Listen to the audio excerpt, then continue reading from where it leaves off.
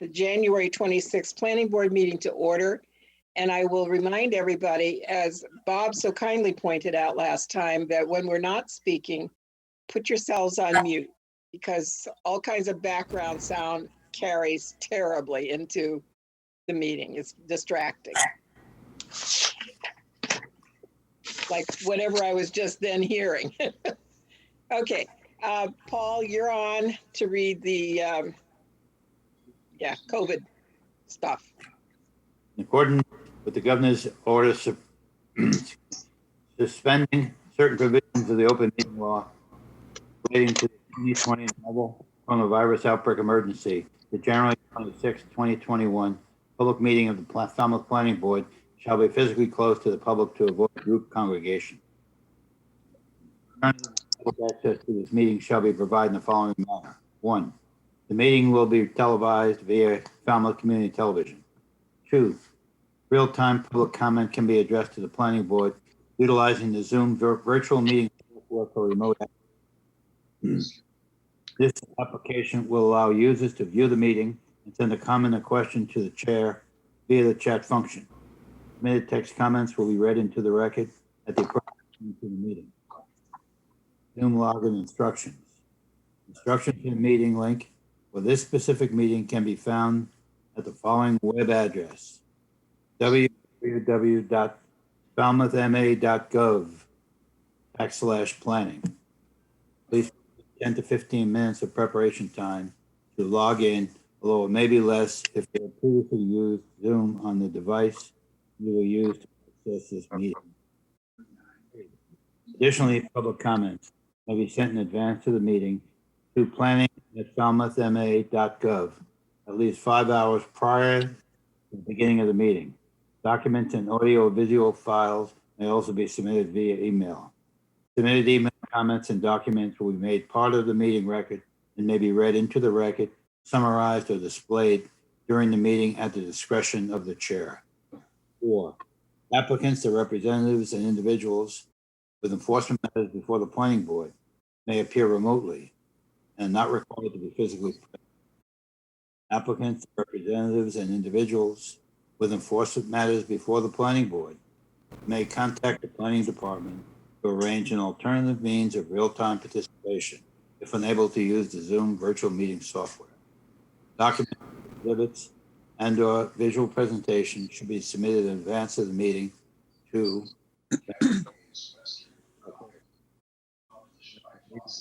remote viewing. Paul, you faded out to nothing again at the end, so I don't know what's going on. And Pam, you were away when I was reminding people to put the mute on when you're not speaking. Thank you. Okay, Paul, the minutes of the minutes of January 12th, 2021. Pardon?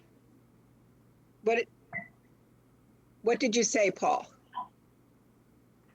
I said I recommend approval of the minutes of January 12th, 2021. Okay, is there a second? Bob? Okay. Are there any questions? Okay, all in favor, please show by raising your hand. Okay, Pam, we can't see you. I can't tell if you're voting or not. Well, okay. All right, 7 out of the 7.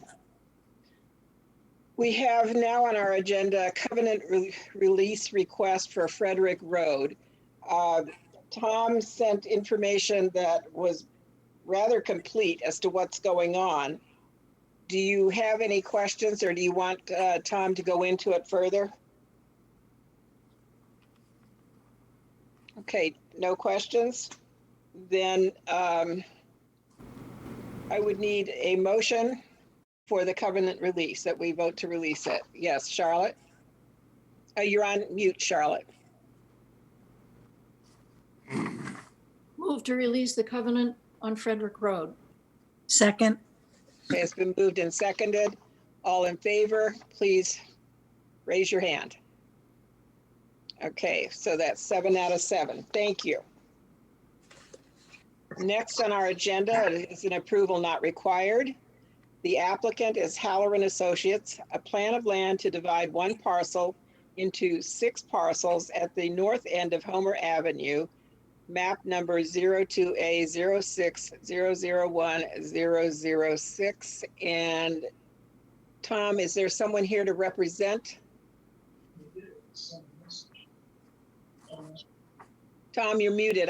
Yeah, give me a moment, ma'am. I am checking the galley.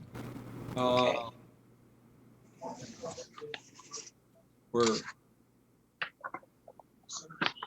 Yes, Tom Bunker is here, and we can promote him if to talk about this. The plan is a bit unusual, as the board has noted. The property off of the end of Homer Avenue is this flag-shaped lot, very long pole on its flag, and then fans out into one parcel that they would like to slice into 6 little bits. And with that lead in, I'll turn it over to Mr. Bunker, if that's fine with you, Madam Chair. Yes, thank you. My name is Tom Bunker, for the record. I don't know if the plan is self-explanatory. I'm from home, so I can't put the plan up in front of me, but I'll put it up. It's one piece, one unbuildable lot of land, which is beach and dune fronting on Magansett Harbor. And it's a family, what's that, the song? It's a family affair. So we have this part that's outlined in green, as you can see, is the subject of this plan. Currently, it is one lot, and you see up toward the upper part of the page, it fronts on some salt marsh and high tide line on Magansett Harbor. And the idea is because a family owns it and they're splitting it up into six parts of the family. So we're creating it into across here, 1, 2, 3, 4, 1, 2, 3, 4. There are six pieces along going to the water, and then there's another piece, lot 15, that will remain as is, basically a 15-foot wide right of way. There's a 14-foot wide right of way going from Homer Ave to these 6 lots. And they're all unbuildable. It's unbuildable now. They'll all be unbuildable in the future.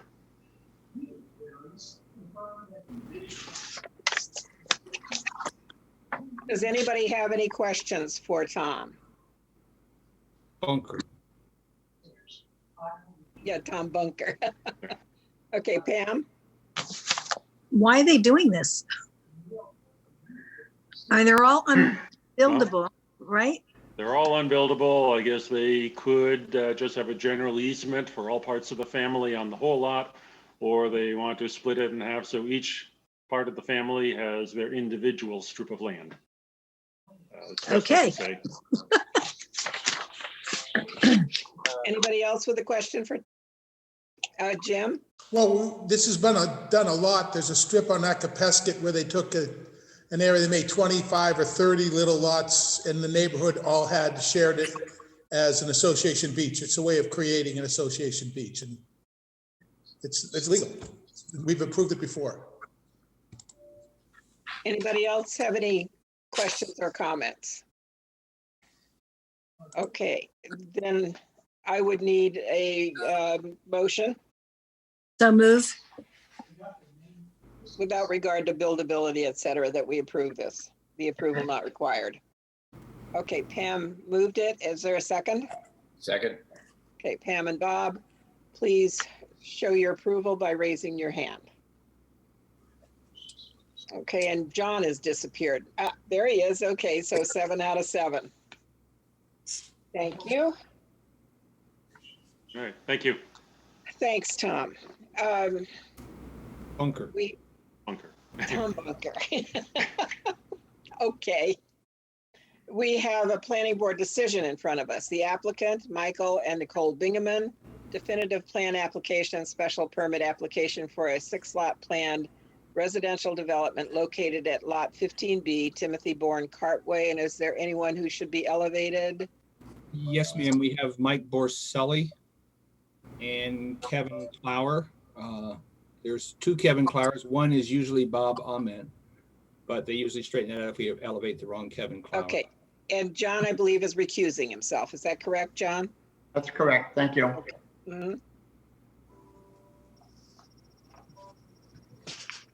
Okay, and what's thrown a bit of a monkey wrench in, because we gave directions to the staff to prepare a decision for next time, is that engineering got their report in, and there were some questions on that. Has everybody had a chance to look at that? Yes. Okay, I don't see anybody saying no, so I'm assuming everybody's had a chance to look at it. Michaela, what were the critical ones? We went over that. And what do you consider the critical comments that perhaps should be added to? Yeah, so some of the critical ones that engineering pointed out were the gas mains and electrical, telephone, and cable utilities are not shown on the profile plan view. That comment had been put in the first referral, and it still wasn't being addressed right now. Stormwater calculations, they needed to be revised, and the revised calculations were not provided. In addition to that, they had asked that the plans be revised to show the catch basin at the proposed low point in the road.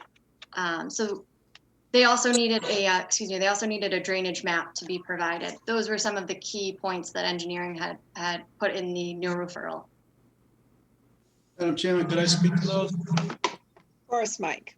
Thank you, Madam Chairman, members of the planning board. For the record, Mike Borselli, Falmouth Engineering, and I represent the applicant.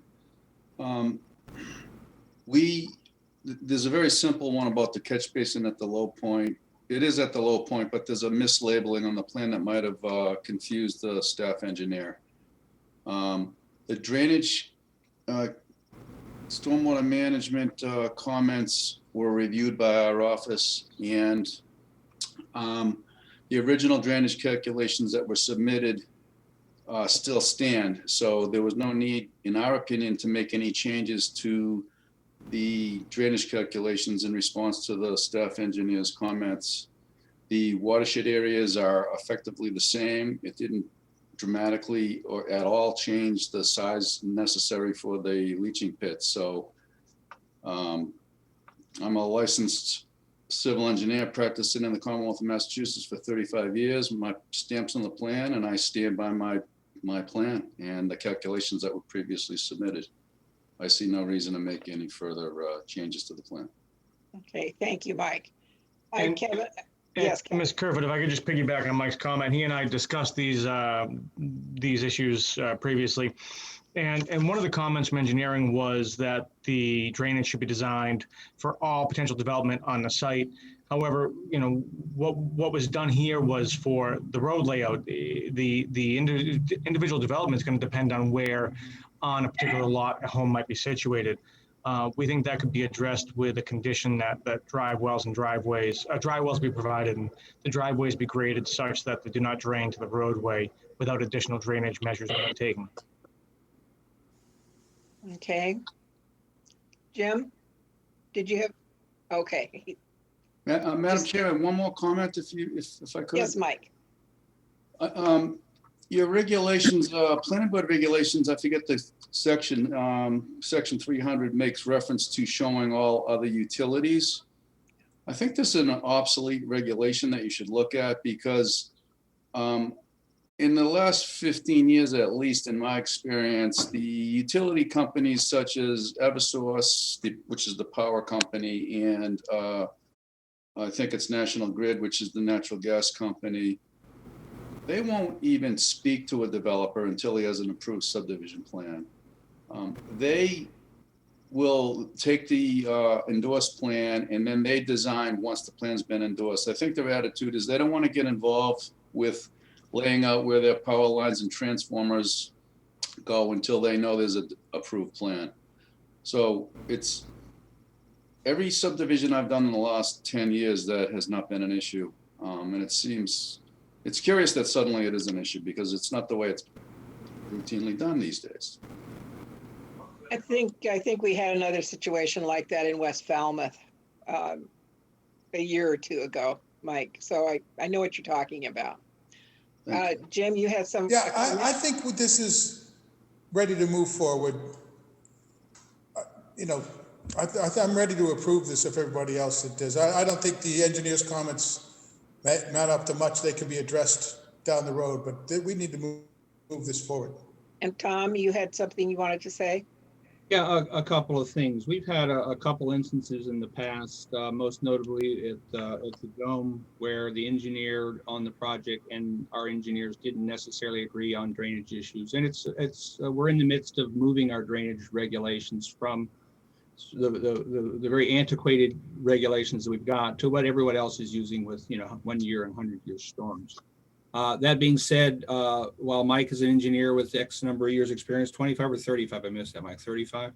35. Our engineers also have stamps and also have experience in the Commonwealth as well. So whenever we've got a referral that I send out to engineering, I like to make sure our I's are dotted and our T's are crossed. And regarding what we have done and what we haven't done over the last 10 years, as you know, I'm the guy who's reading the regulations anew, and I don't know which ones we meant and which ones we were kidding about. So I tend to touch them all. If it's in the regs, you can ask for a waiver, or we plug them in. So that's been the take we've taken, and we've been working on updating our regulations and moving some of these things out. Particularly the one about fireboxes, fire alarm systems is one that really should be gone. But it's just a matter of getting to those. So whether the board wants to vote to have this done tonight and have any differences between the engineers sorted out, it's been my experience that we're much likely to get everything sorted out if we're waiting for a decision rather than having a decision and fixing something later on in the field. So it's the board's pleasure at this point. But I did want to point out that we do send these things out to the folks who do our reviews for us. They do make recommendations, and we forward those recommendations to the board. And we'll hear something a bit more about this as well with Sandwich Road and some of the drainage issues there that we'll hear later on tonight. So that's my take on it. There are 6 of us here. We do have a draft decision in front of us. I need to have the sense of the board. So let me see if any of you think that the engineering questions should be sorted out before we vote on the draft. Please show by raising your hand. If you want to delay until another meeting, the decision and have the engineering comments sorted out. Charlotte? You're muted, Charlotte. Just for a clarification, Tom, are you saying that when we refer something to you, a project to you for administrative approval, are you saying they don't pay attention to you? No, they do. But I know that everybody is busy. Everybody, engineers, architects, surveyors, they're all very busy, and everybody has to prioritize the work that they're doing. And if you're waiting for something to get your ticket punched, you're much more likely to prioritize that over the next project. Like I said, everybody is just, that I know is just very busy with trying to do things. When we have done administrative approvals, we have worked through those issues and we've gotten them done, whether it was the cancer center or whatever the case may be. But we'll deal with whatever we deal with. But I just know that everybody's busy, and like me, everybody has to make priorities about what they're going to get to. And don't have a permit in hand, it tends to be a priority for you to sort them out, whatever the issue might happen to be. And Bob, did you have a question, or were you wanting to delay? I couldn't tell. Yeah, just to comment, some of these issues addressed by the waivers and the conditions that we already have in this motion? Are you saying, are some of them addressed in the motion? I don't know. I didn't look at it in that regard. Just to jump in real quick, some of the comments in the engineering review are in fact addressed by the waivers. There's a number of comments saying, it's the board's discretion whether they should grant a waiver once you've requested, and we have requested a waiver rather, as to, for instance, the street offset, the intersection offset, the sidewalks, the street trees. Those are things that we have requested waivers for. The utility company issue, I think, is kind of a cart before the horse thing. If we can't have that prepared by the utility company, I'm not sure that a delay will help that. And I think that some of these issues are relatively small. Mike mentioned that there was a mislabeling on a plan that can be corrected, which should address one of the concerns the engineering department raised. I think that even following what Tom was saying, what Mr. Bott was saying rather, everyone is busy, and I don't want to take up the board's time with what I think are relatively minor issues that we can address with the engineering department. Charlotte? I tend to agree with Kevin here, but I'm looking at the conditions and at the conditions in the decision that's been prepared for us, and the conditions that have been requested by the engineers. And I see that the engineers' requests are not in the prepared decision. So if it's not totally harmful to people to update the decision, that we could include these. Ms. Harris. Yeah, I think it's a very good project. I think Mr. Borselli has indicated professional opinion. We have a draft motion here. I think we move forward with the motion. I like that idea too. Well, I'll tell you what, let's read the motion, and we can either vote it or not vote it when the vote comes up. Does that make sense to the board? Can we Yeah. add additions to it, Pat? Of course. We read the motion first, and then we can put additions to it. Thank you. Okay, yes. Who would like to read the motion? Bob? Yeah.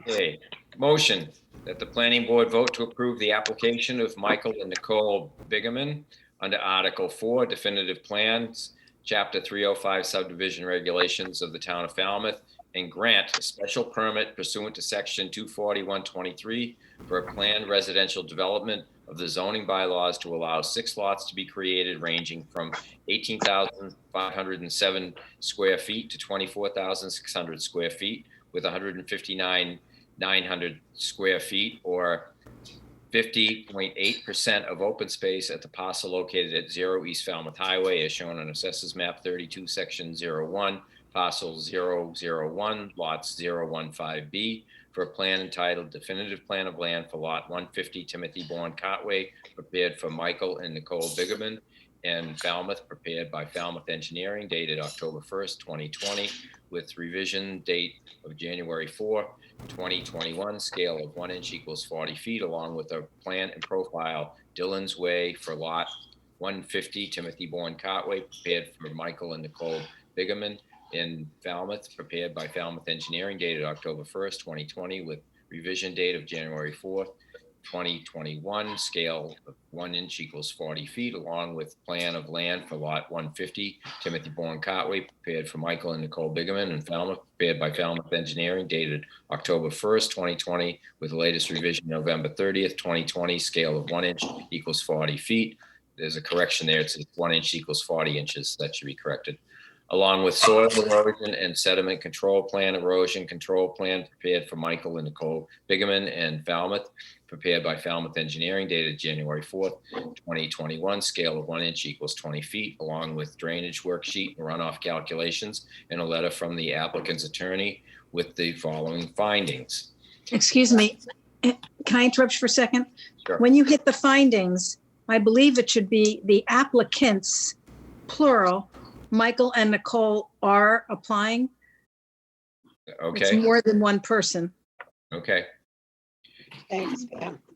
Findings. The applicants, Michael and Nicole Bigeman, are applying to the Planning Board for definitive subdivision under Article 4 and special permit under Section 240-123 for planned residential development. The applicant is proposing to create 6 lots that will range in size from 18,507 square feet to 24,600 square feet, and will have 159,900 square feet, or 50.8% of open space. 50% open space is required. The applicant is proposing a 682-foot long roadway with cul-de-sac that will provide frontage for all the proposed lots. The special permit granting authority shall grant a special permit only upon its written determination that the proposed use will not have adverse effects which overbalance its beneficial effects on either the neighborhood or the town in view of the particular characteristics of the site. Waivers, Section 305-24, Streets A6. The intersection of center lines of streets with another street shall occur not less than 300 feet apart. The center line of the proposed intersection will be approximately 140 feet. It says inches there too. That should be corrected. Section 305-30, sidewalks, grass plots, and street trees. Sidewalks, grass plots, and street trees shall be required in every subdivision. See standard cross-section schedules A and B1.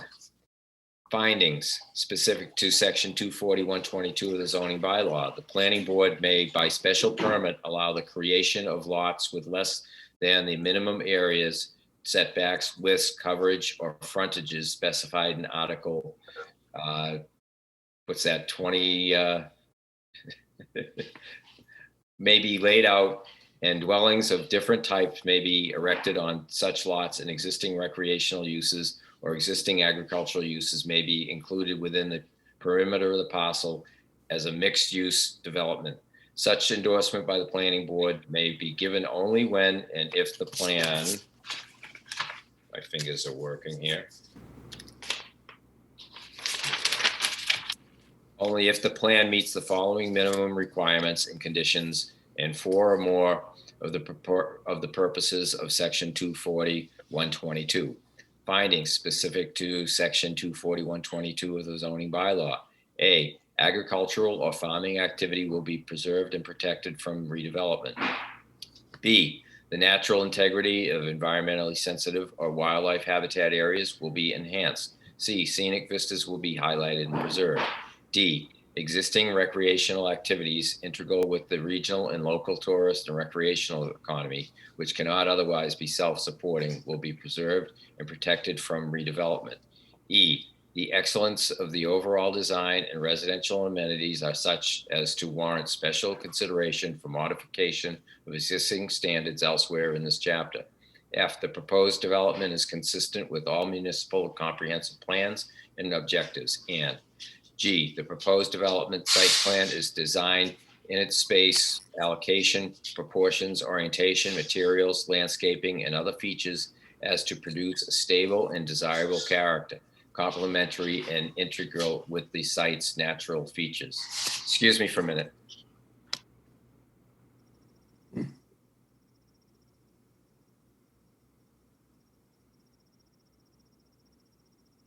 There was a lot of background noise here, so I had to stop. Therefore, given the above and the conditions to be imposed below, the planning board finds the application special permit proposal to reduce the minimum area of the lots will be in harmony with the general purpose and intent of this chapter, and that the purpose will not have adverse effects which overbalance its beneficial effects on either the neighborhood or the town.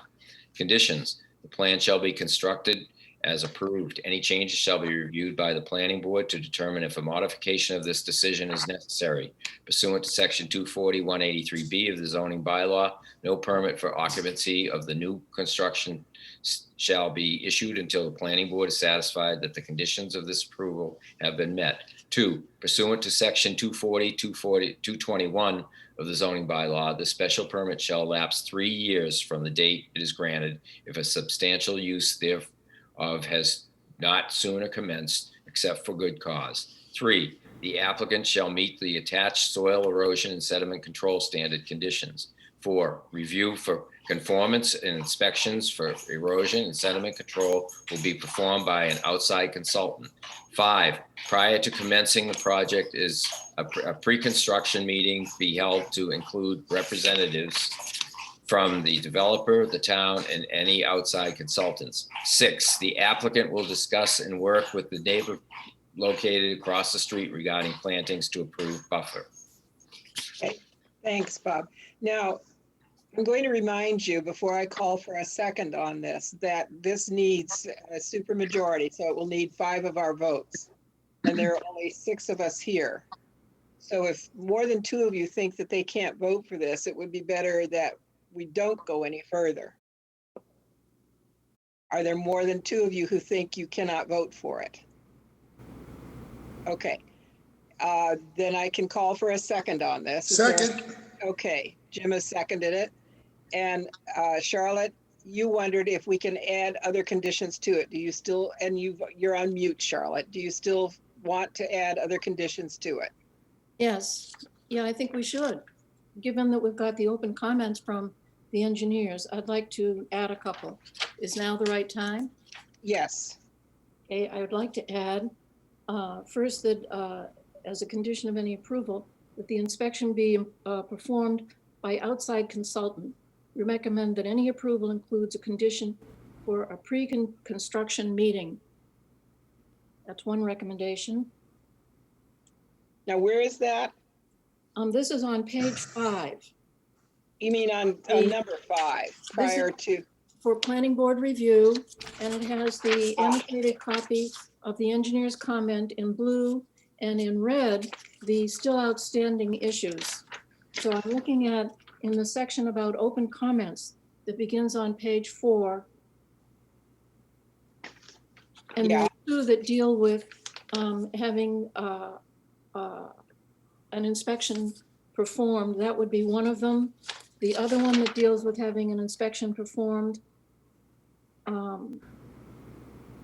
condition in any approval for the review for conformance and inspections for erosion and sediment control be performed by an outside consultant is the second one. To jump in, that is in the conditions. That's number Right. 4. Is That's it? what I thought. Yeah. Okay, also check for this, that the planning board include a condition that a pre-construction meeting be held is already there. That's number 5.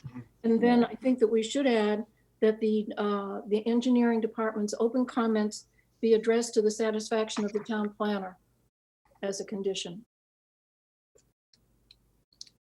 Tom, do you have a problem with that?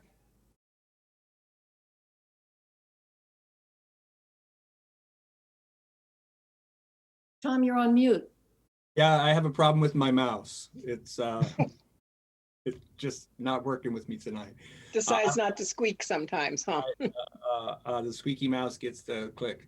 I'm fine with that. Okay, Jim? Yeah, I just want to point out, about a year and a half ago, we had a vote about whether or not we were going to require a third-party engineer to come and review this. And we voted against it, but what our engineering department and our planner does is put them in conditions to every single report. So in essence, they're totally wiping out the vote that we took publicly and put it in the conditions, and they're doing it every time. I just wanted to point it out to make sure you all know that's exactly what they did. So the vote of that night has been totally taken over by conditions put in. I'm okay with it if that's what you want, but that's what's happened. Tom?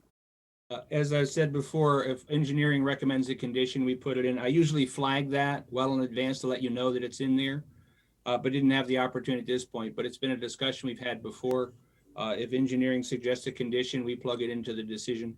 And like I said, I usually flag that for the board in advance. Regarding the pre-construction meeting, that is not necessarily with a consulting engineer, but pre-construction meetings are the things that we do to make sure everybody understands what they're doing on the site. So we don't have issues where people pave when they're not supposed to or move along when they're not supposed to. So whether you want to use an outside consultant or not, a pre-construction conference, which is item number 5, should stay in there. It does say pre-construction meeting held to be including representatives from the developer, town, and any outside consultants. It doesn't say that there are outside consultants, but Right. there are any, they should be there. Number 4 does say that will be performed by an outside consultant. That's relative to the sediment and erosion control. Correct. So if I may, Ms. Kerfoot, Of course. we don't have a big objection to an outside consultant relative to the sediment and erosion control. I'd of course prefer it if we didn't need an outside consultant for that, but we don't have a significant objection to it.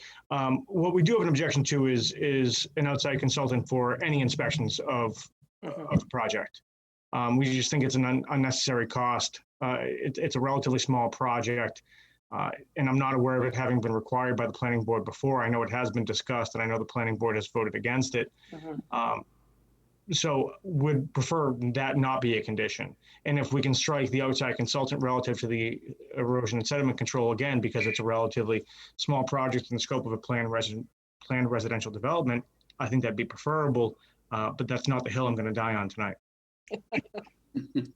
Okay, if we wanted to have an inspection of the erosion and sediment control, who would you recommend that would inspect that, Kevin? I believe the engineering department could inspect that. That's who's done it in the past. And because it's relatively small, you think that it would not be an imposition on them, I don't believe so. adding too much work? I could add to that too, Madam Chairman. Sure. The topography on the site varies about 2 feet over the entire site. It's almost tabletop flat. So erosion and sediment control matters are sort of relatively insignificant here, except for a few things that are always prudent, as the construction entrance should have some, and it's on the erosion sediment control plan. There should be a control erosion apron so that the trucks coming in and out travel over crushed stone and they don't track dirt out onto the street. And the street should be cleaned on a daily basis. Unfortunately, some contractors have made it so that we even need this. Good contractors know better and take the necessary steps to not even need this. They do it just as a routine thing. But we have shown those sort of minor erosion control things. We've shown limits of work. We've shown stockpile areas. But this is not a site where erosion really needs control, to be honest, to any great extent. That was also my feeling too, because it is rather flat topography. Yes.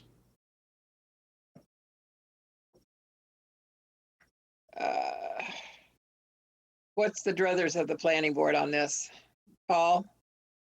Yeah, we've talked about this project quite a bit. And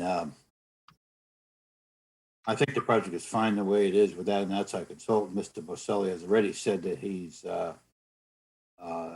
professional experience would handle this, and I think that's fine. The question I have is a minor one, is on item 6, refers to discuss the work with the neighbor. If I remember correctly, we were talking about reorienting the road so it wouldn't face a neighbor's property. Is that not the case? So we're going to be dealing with landscaping? Is that what happened here? I'm not quite sure. That was done, Mr. Dryer. The road was realigned in order to not shine directly, be directly across from the neighbor. However, the applicant had indicated that they were willing to work with the neighbor to provide screening if they felt it was necessary. Well, to me, that particular comment doesn't say anything. It's going to work with the neighbor. I don't know what that means. Well, Sure, it's more an indication of good faith than anything, I think. right, it's regarding plantings, because we had talked about potentially putting some plantings across the street to further safeguard their windows from any glare. And that's all that is. Charlotte, you had a question or comment? I do. I don't feel strongly about the additions that I asked for. I just wanted to move along tonight rather than to have to wait. And I was trying to find a way to do that. But if it's more in the way than helpful, I'll just forget it. Okay. I would say on number 6, on number 5, we can just simply cut out outside consultants and just cut out the outside and any consultants, because a lot of projects do have consultants. So you want to have a meeting with everybody involved, I would think. Is everybody in agreement with cutting out the word outside? Okay, I don't see any disagreement there. So we're cutting out the word outside on that one. 4 is a trickier one. As Mike said, the engineering department has always inspected before to see that there is erosion and sediment control.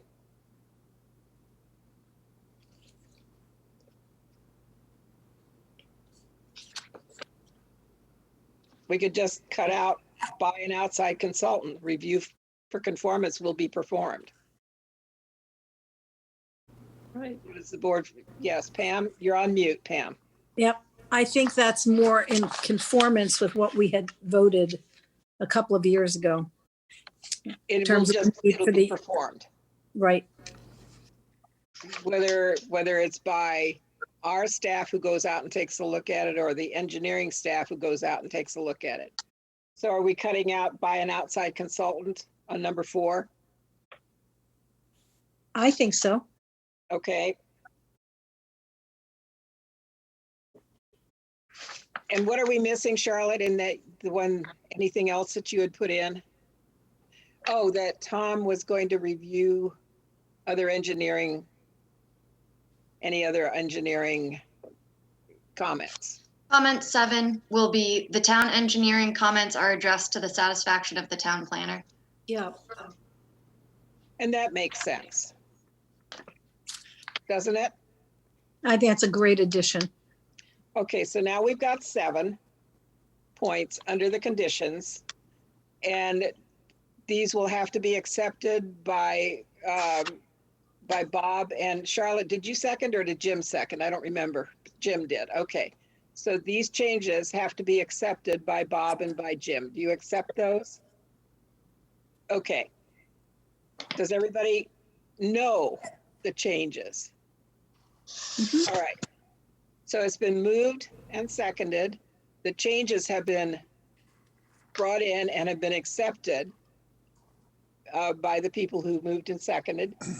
And now we are, unless anybody has any other comments or any questions, please raise your hand to vote yes on this decision. Okay, so that's what, 6 of us out of the 6 who are here. Thank you all. Thank you. Thank you, Madam Chair. We really appreciate your time and the board's time this evening and the past few weeks. Well, it's a good project. We want to see it happen, I think. I agree. Thank you. Have a great night. You too. Thank you. Pat, Have a good- Yes. it is a good project and so forth, and it does, as Jim pointed out, the way it has been addressed and discussed has brought up again the 53G question that we decided a year ago. Correct. And it's clear that the engineering department, as Jim pointed out, really feels strongly we went in the wrong direction. And this does keep coming back. And I wonder if we could request the town planner to talk with the engineering department and decide if we should be asked to reconsider. There might be new information, there might be new feeling, they might have lost a couple of, who knows, but they're keeping at it. So could And we, put it on a future agenda, yeah, okay? All right, we can certainly do that. thank you. Next on our agenda is public hearing. The road name change request, change Maury Lane to Marie Tharp Lane. And Bob Ahmet is here. You can see the note there. Paul? Yeah, I'd like to give public notice. Ah, yes, thank you, Paul.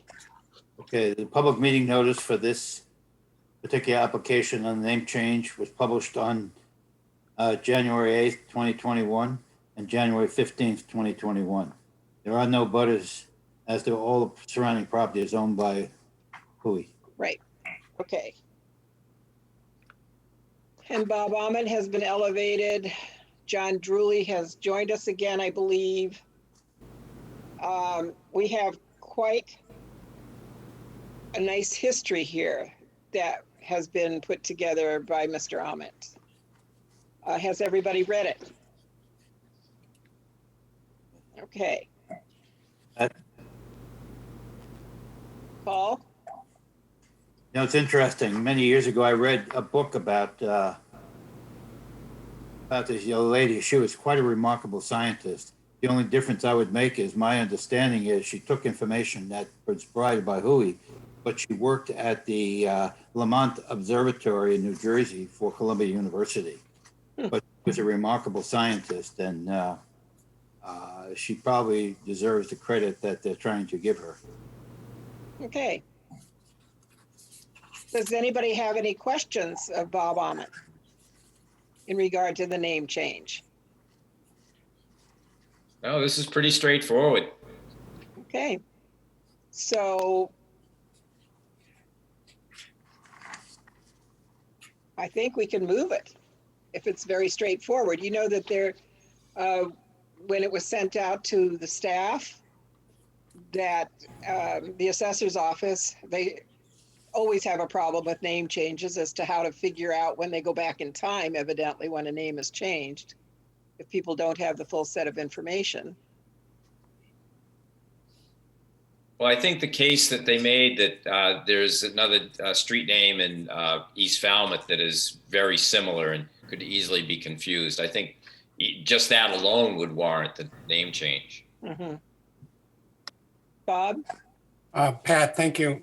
I'd add that a couple of things. First of all, in this particular case, the only owner of property on Maury Lane is Woods Hole Oceanographic. And all of the properties are registered land. So determining the ownerships and the history should be particularly easy. So that's just in response to the assessor's concern. And the name, the similarity can be confusing. In fact, even in the staff's memo to you in the second from last paragraph, the second line says Maury Lane when Maury Lane was intended. Yeah, I noticed that. So. And we do have the authority, as the staff memo pointed out, to grant the request for a name change. So if everybody is in agreement. If I may, Madam Chair. Yes, Tom. One procedural issue. I don't see anybody who I might suspect is in the chat, and I'm checking the chat. But since it's a hearing, it's customary to ask if there's anyone who wishes to speak in opposition. I don't believe there is, but just for the record. Okay. So noted. Is there anybody who wishes to speak in opposition to this? I don't know if I mentioned this, Madam Chair, but I don't see anybody in the chat wishing to speak against it. You did, yes. But you said I should follow protocol here, so I'm following protocol. Killing it over there, ma'am. Thank you. Okay. May I have a motion to accept the request to change the street name from Maury Lane to Marie Tharp Lane? So moved. Okay, I was going to make the motion, but. Well, it looks like we had a whole bunch of people. Who wants to?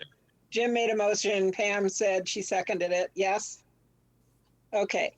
All in favor, raise your hand, please. I just had a question. Is it Street Ave? I didn't. Lane, it's Lane. Okay, it's Lane. Okay. It's Maury Lane being changed to Marie Tharp Lane. Lane. Okay. Okay? Yep. Okay. So whatever Thank you. has to happen, I assume the office, the planning office will take care of making that happen. Thank you. Moving on. The applicant is Sun Elite LLC, special permit application to extend a special permit decision issued December 8th, 2004 to Albert Shamsi trustee, as extended by decision issued January 23, 2019, which allowed a density bonus of 2 lots, lots 9 and 10 on Pam's Way for an additional 3 years commencing January 23, 2021. And I believe Mr. Ament is again, Paul, yes. Yeah. Public meeting notice was published for this particular application on January 8th, 2021 and January 15th, 2021. And 38 abutters were notified by regular mail. Okay, thank you.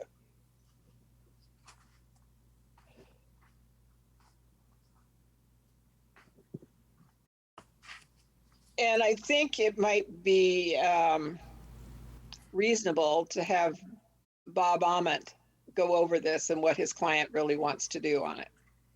Do you agree, board? Okay, Bob? Thank you, Pat.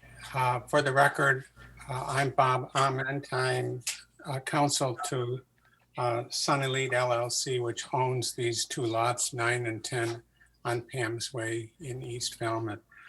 I don't want to go over more history than I need to, because I think the board's quite familiar with this, but I guess I do need to summarize the history a bit.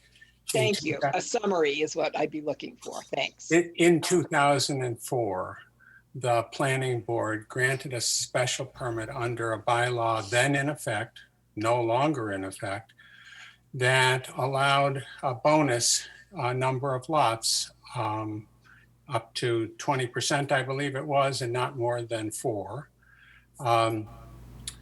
And the applicant applied for 4 additional lots in a subdivision. I was at 16 lots, so it would have been a 25% bonus that was allowed. The planning board granted 2 bonus lots. So the subdivision with 18 lots was constructed. Shortly after the road was completed and lots could have been sold, although the developer needed to sell some lots and make some money first. The real estate market dropped significantly, and the affordable housing obligation that went with those lots to pay $200,000 per lot to an affordable housing fund, a local affordable housing fund, could not be achieved. And that really has been the case for all the years since. In order to walk away from those lots from a closing today, between paying $200,000 to an affordable housing fund and the excise taxes on the sale, the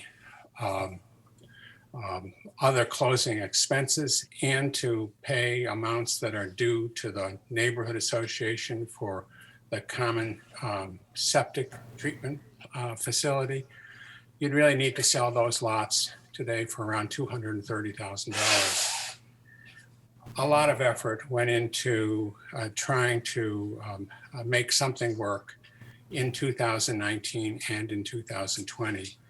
Early in 2019, the planning board voted to extend the permit, giving the applicant 2 years to try to work something out. The applicant felt that working with Falmouth Housing Trust would be effective. We entered into an agreement and worked for a year or so with the Housing Trust in an effort to make an arrangement that the town could approve, and that worked to create affordable housing, but also allowed the property to be sold with the developer getting some of his expense back. The 2 lots on Pam's Way actually required construction of Pam's Way. It wouldn't have been required without those 2 lots. The total expenses that the developer has incurred probably around $100,000 over the years, paying taxes and so on, although the taxes have been reduced in recent years. So it hasn't been possible to sell those lots and get the $200,000 affordable housing funds from each. The efforts with the Housing Trust were not successful, and then in June of 2020, as COVID was really setting in, the efforts ceased, and not much has happened since, except that the value of lots in Falmouth has gone up, and maybe there's more likelihood that the lots can be sold, and the purposes of that special permit from 16 years ago can finally be achieved. But to do that, we need to get an extension of the special permit, which the planning board has already granted once and can grant again upon its finding of reasonable cause, good cause. Certainly good cause exists here because the whole purpose of this, the whole cause, not the whole cause, but a significant benefit of this will be affordable housing. And we're not talking a little bit of money at $200,000 a lot or whatever is worked out. And I'm not saying that the developer will be able to sell the lot, pay all of the expenses, and pay $200,000 per lot, but we'd like to see what we can do. And we also, going forward, would work more closely with the town. We thought working with the Falmouth Housing Trust would work well. We think that working with the town will be better, and that the funds therefore probably would go to the local affordable housing fund and perhaps be used for to create rental housing somewhere else, not on this property, instead of what was intended by the Falmouth Housing Trust. So that's the history. That's what we're trying to do. I'd like to address what some people have said is that the developer hasn't met his obligations. And that's simply not the case. It wasn't an obligation to pay $200,000 unless those lots could be sold. It was an opportunity to create and sell those lots. The developer did the creating part at substantial expense, as I mentioned, but has been under no obligation to make any payment because the lots haven't been sold. And the fact is they could not be sold for a sum that would achieve the $200,000. It was a bylaw that we thought would be good to take advantage of. It was a bylaw that the terms of it actually didn't work. And maybe that's why the town no longer has that bylaw. But we'd like to try to make something work and work with the town over the next 3 years. There is no harm, I think, to granting such an extension. There have been questions raised about the impact of having 2 more lots in the subdivision. The fact is, these lots were laid out just like all the other lots in the cluster subdivision. The common septic system, denitrification system, was designed to include these lots. It will operate better according to correspondence that Mike McGrath sent to the planning board a couple of years ago, work better with the additional flow. And the neighborhood association sent a letter to the planning board stating that it was in favor of this because the costs of the subdivision, in particular the septic system, would be more equitably shared as all the purchasers they're expected and intended when they bought into the subdivision. So our request is that you simply extend the special permit, give us an opportunity to work with the town, try to work something out that will gain benefits for the neighborhood, benefits for affordable housing, very significantly so. In order to make that work, the owner's going to have to be able to sell the lots for a figure that works for him. He'll never make back what he spent to create these 2 additional lots. Remember, he had 16 lots by right, and that's what he has developed and sold. He has these 2 extra lots, they're bonus lots. They can be very valuable, mostly for affordable housing. And I hope the planning board will see the wisdom of letting this process go forward To the extent that there are questions, any questions about septic systems or the like, well, we already have the septic system in this case. Thanks. Okay, does the board have any comments or questions of Bob? John? Well, I don't have a question of Bob. I have a question in general. We had quite a discussion on this 2019. And I was wondering if the planning board has the right to change the terms of the special permit. Tom? Town council's opinion at that point was they did not. There has since been some discussion with town council, and we have had ongoing discussions with that through the zoning board of appeals. But town council's official opinion at that point was the board didn't have the authority to change the conditions of the project. But as I said, council and I have continued discussing this since this was in front of the ZBA as an application as well. And I did want to point out before the board wraps things up, we've got some comments from Abutters as well. Yeah, I know. Make sure we get to that. May I continue, please? Yes, please, John. I would just ask the board to consider that if it is possible to change the conditions, that we could consider from $200,000 a lot to affordable housing to $130,000 a lot, which if the money went to the Falmouth Affordable Housing Fund, we at the fund have been contributing $65,000 per house or per unit to help with affordable housing. So 130 and 130 would be 260,000 to the Falmouth Affordable Housing Fund would help create 4 more affordable units, which would be in the spirit of the original agreement to create 4 affordable units. So it's just something I'd like for the board to consider if in fact we could change this condition. And that's it. Thank you. Okay, Bob Leary? Yeah, I agree with John. If there was some way that this could be changed, because we're just going to be revisiting this again, because it's this $200,000 price tag per lot that seems to be the sticking point.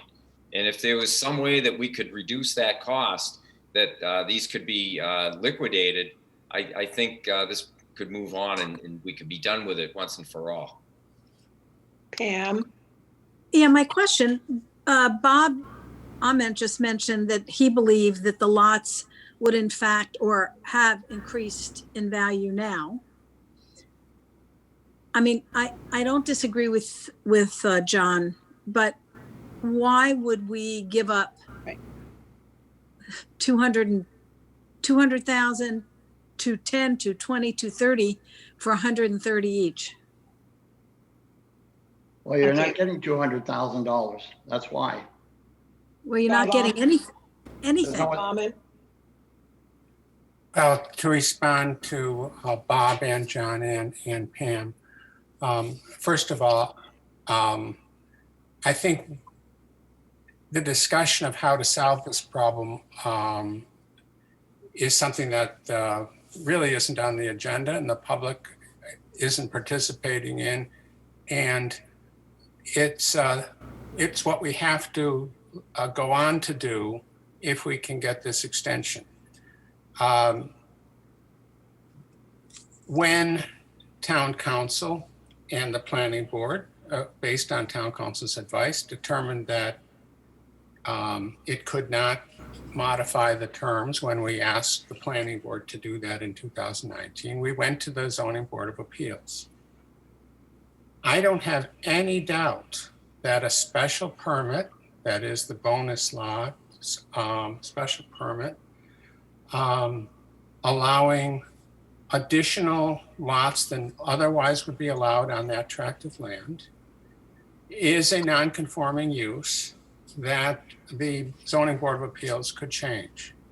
Now, there were questions raised about that, and the arrangement between the housing trust and the owner fell apart before the Board of Appeals made a decision and the case was withdrawn. I believe that the law provides a mechanism change the terms. But we need agreement between the applicant, but mostly with the town as to how to go about and do that. I mean, I love John Drewley's idea of getting these lots sold, getting $270,000 for affordable housing and some amount of money for my client, for the owner. Although, as you've said, he's never going to get back what he's put into it, I don't think, or he may break even with those figures. But that's not the discussion for today. I'd ask you to extend the special permit.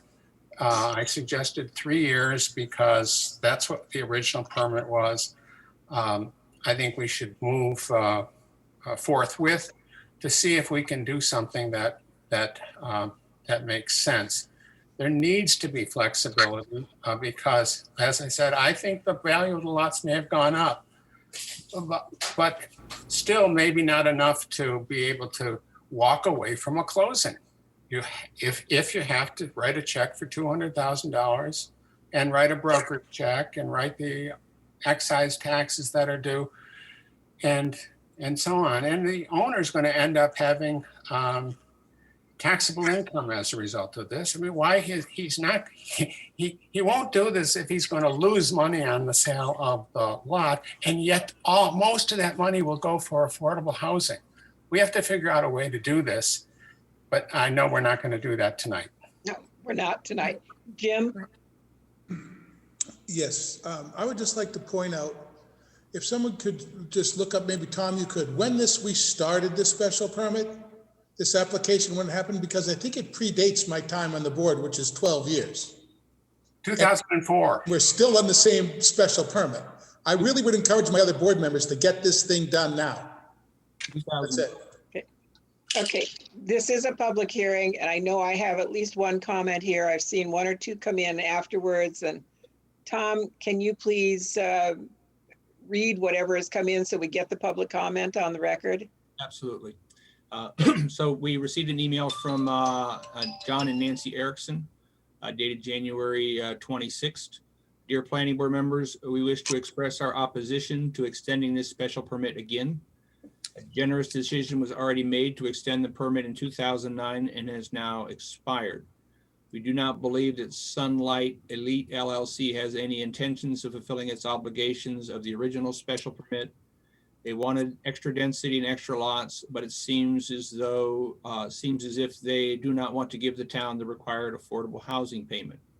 This is a very hot real estate market right now, yet the lots do not even appear to be on the market. These lots were assessed at quite a low rate compared to the other house lots in the area. Sunlight LLC has not been overly burdened with the high tax payments for many years. This has been an ongoing issue for almost 20 years. The requirements of the special permit have never been met. Please deny this application. Sincerely, John and Nancy Erickson. On the chat, we received from S. Kramer, RE lots 9 and 10 Pam's Way. My name is Steve Kramer. I live at 60 Kroll Road, adjacent to Sunrise Estates. I'm a registered professional civil engineer in Massachusetts. Since the construction of multiple new homes that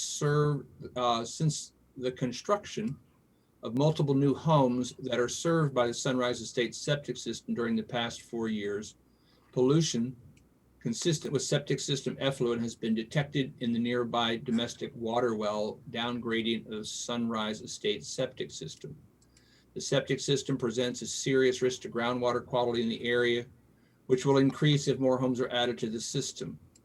How can the town assure that adding additional homes to Pam's Way to the system will not further degrade groundwater that serves the multiple domestic private wells near Sunrise Estates system, as well as water quality in nearby Bourne's Pond? Unless such assurance can be made, I respectfully request the board not proceed with the actions that could lead to the development of additional homes on Pam's Way. Further, from Scott Thrasher, Planning Board members, I would request that the Planning Board deny the request from Sunrise LLC for an extension of the special permit for lots 9 and 10 on Pam's Way. This was issued over 16 years ago, with extensions having already been provided to this applicant. Additionally, an attempt to circumvent the planning board's decision was attempted last year through the zoning board of appeals. The goal was to build 2 affordable units on these lots while reducing the full financial commitment agreed upon. As an abutter, the experience with this developer has been arduous at best. This has been a poorly executed project from start to finish. Poorly designed infrastructure and incomplete work has consumed a significant amount of the neighbors' times while holding Sunright Elite LLC accountable. Town of Falmouth has also contributed significant time and effort with the developer as well. This has gone on long enough. Would you please consider the permit closed and moved on, as this opportunity has long since passed? Thank you, Scott Thrasher, 58 Kroll Road. And that is all I see in the chat and emails that I'm aware of, ma'am. Okay, then I have a question that I need to throw out too. Let's say, okay, all 3 of these people who've written in one way or another don't want to see this extended any further. What if tonight we decided we don't want to extend it any further? What happens? The statute, the bylaw says a special permit granted under this article shall lapse 3 years from its date that it is granted if a substantial use thereof is not sooner commenced without, except for good cause, or in the case of a permit for construction, if the construction is not begun by such date except for good cause. The determination of good cause shall be made by the special permit granting authority. Typically, you ask for an extension prior to a special permit expiring. And that would be the case here. They are asking for that special permit ostensibly before this permit expires. This would be the most logical window. But as we saw in 2019, where we took a special permit that expired around 2008 and revived that. As I said in my memo, this is a very unusual case with unique facts, and there's no clear precedent to follow. In this case, where someone is asking for an extension of a permit that is still essentially active, that's the proper course, at least as far as that goes. Whether the board wishes to grant that extension for 1 year, 2 years, 3 years, they should do so if they have good cause. And, you know, frankly, if someone had just sat on this permit for 2 years and did nothing, the board might find it difficult to find good cause. But they have, for their efforts, made attempts to execute the permit in some manner or form or manner over the past 2 years. So at least they have not been sitting on it. Okay. Charlotte, you're muted, Charlotte. Charlotte, you're muted, unmute. That was good information, but it didn't answer Pat's question. Right. Pat's question is, we can see what would happen if we grant an extension of some duration. They, Bob and his client and the correct town representatives would go forward and try to work out a way for some amount of money to be gained from the sale of the lots. Supposedly, I would expect for houses to be built on them, and the town would get some money and some houses would be built. What would happen, Pat was asking, what will happen if we don't grant any extension? What then will Bob's client more than likely choose to do? And I think maybe Bob would be the best one to answer. I believe the special permit would expire at that point because they wouldn't have executed it, and those conditions would be done, and these would just be 2 open space lots in the development. Bob, do you think that's what you're? I agree that the special permit would lapse so that there wouldn't be a right to build on these lots under the subdivision approval. Someday it might be possible to do a different type of affordable housing on the property, although that would be in conflict with the neighborhood itself. One or more abutters might like to buy the property to put something on it. That is, who knows, a tennis court, or you know, eventually somebody would do something with it. But effectively, the lots become I don't see unbuildable. another future for the property. What we know wouldn't happen is that the town would be unlikely to get all that affordable housing money. And this is important, the neighborhood would not get the additional neighbors that they are in favor of having. in order to share the costs of the denitrification septic system. I'd like to point out that the issues that were raised by Mr. Kramer about the septic system were reviewed by the Board of Health in connection with the Board of Appeals.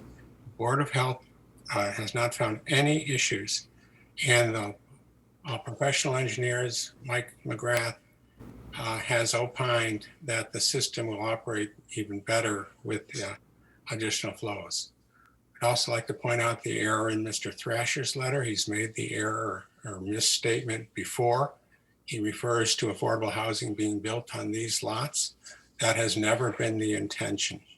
The intention is to build market rate housing appropriate for the neighborhood with the big portion of the sale proceeds going to affordable housing to be used by the local housing fund. So could I just reframe that, sort of just sum it up? Of course, So the town Charlotte. stands a much greater benefit by extending Right. the extension, maybe for 3 years, maybe for 2 years, but the town is better off meeting its own goals if we extend. Is that right? That's what I was hearing. Right, so, Jim? Well, we do have a goal to streamline the operation, and I think to continue this thing for what, 17, 18, 19 years? Is that really what we want to do? if it's worth that amount of money, sure. Good luck. John?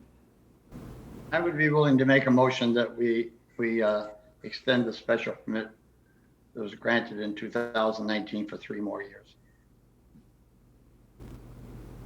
Second. Been moved and seconded. That, Paul, do you have a comment? I can't see your hand, kind of. I see it, but it's off screen. You're on mute, Paul.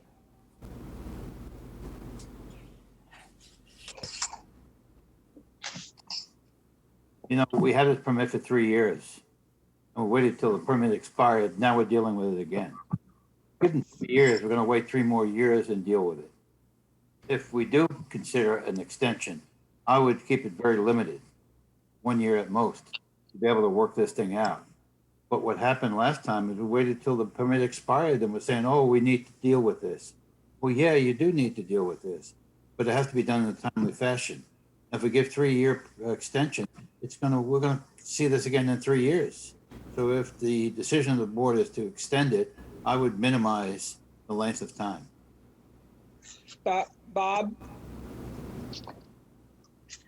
First of all, it's not true that the applicant didn't do anything, and I think Tom Bott made reference. We actually worked extensively for 1.5 years with the Falmouth Housing Trust, negotiating an agreement, coming before the planning board, going to the zoning board of appeals, dealing with the Board of Health. We put an awful lot of effort into that. And it didn't end until last summer, then in the middle of COVID. It's hard to get stuff done these days. I mean, yeah, we're working on it, but there is no disadvantage to the town of giving a generous extension that really gives us time to work. 1 year passes awfully quickly when you have to make a deal and go to the board. Maybe that's enough. It's probably more likely that that opportunities might present themselves, and maybe the values of property will go up in the coming years. Believe me, if we could get rid of that property on terms that worked, there's no advantage for the owner to make this take any longer than is necessary. And there's no disadvantage to the town giving them more time. The town would like to get the money for affordable housing as soon as possible.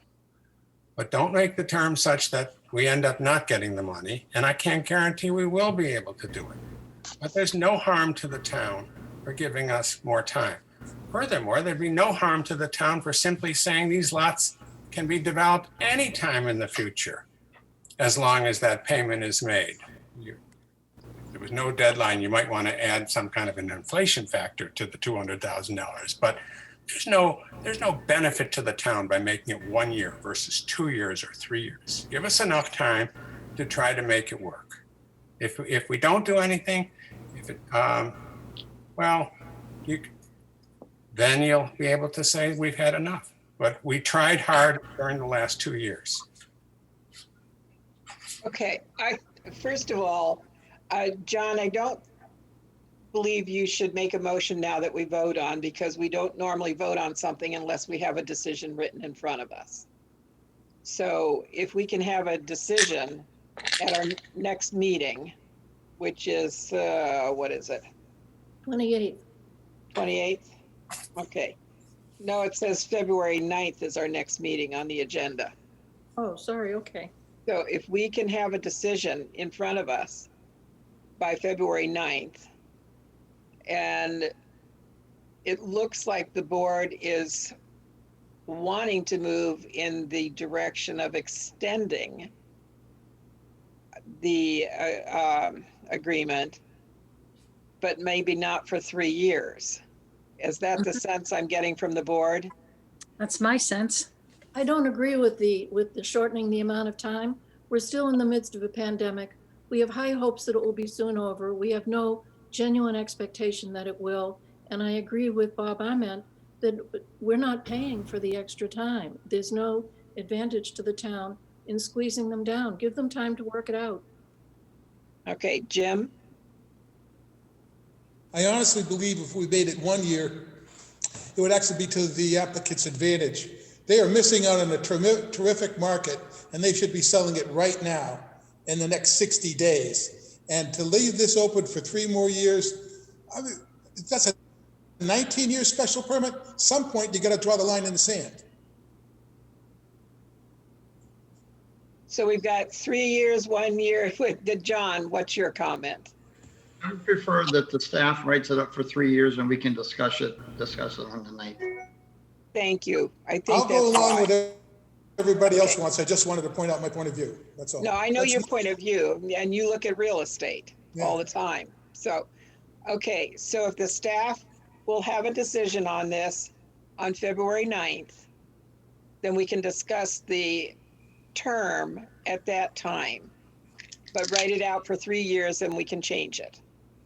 Is everybody okay with that? So we'll keep it open until then. All right. Thank you all. Thank you, Bob, for your comments. Madam, You. Madam Chair, Yes. I would recommend leaving the hearing open until February 9th as well. Oh, well, I didn't close the hearing. Exactly. I just want to make sure we're all on the same page with it. Oh, yeah. Okay. Yep. All right. So we'll have a decision on the 9th, but the hearing is still open, which means we can still get other comments. Okay? Okay, thank you all. Next on the agenda, applicant Sandwich Road Development LLC special permit application, along with a site plan review application to have a contractor's yard in the AGA district, including a contractor's yard building with floor area of 7,450 square feet and exterior contractor's yard storage, parking, and assembly area of 39,900 square feet, and 1 detached single-family dwelling located at 0 Sandwich Road, map number 17-01-032-000. And we've had quite a lot of discussion on this. We wanted to see, excuse me, we wanted to see potential house design that we might expect to have this under site plan review. There were some questions, I believe, as to drainage, and we've had all the information sent to us. The drainage we got late this afternoon, I believe. Tom, would you like to comment on this?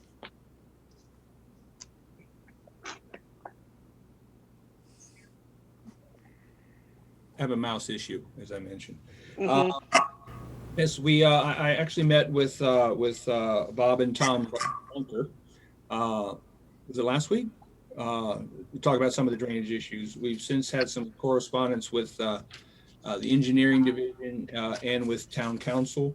It's actually engineering were the folks who reached out to town council.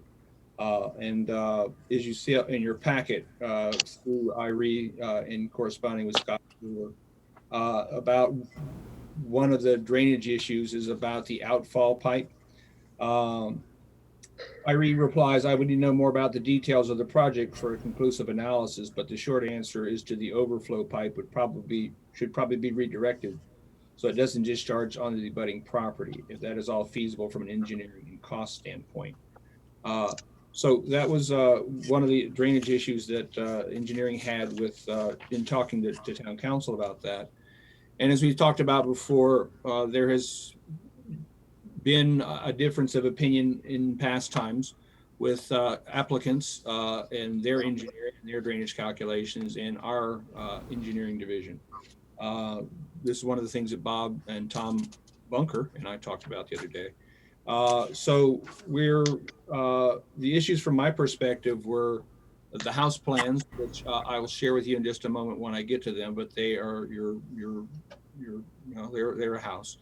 A site visit to look at where we might plant some additional plantings to screen from the folks up on top of the ridge, the Lebruns, as I believe it was.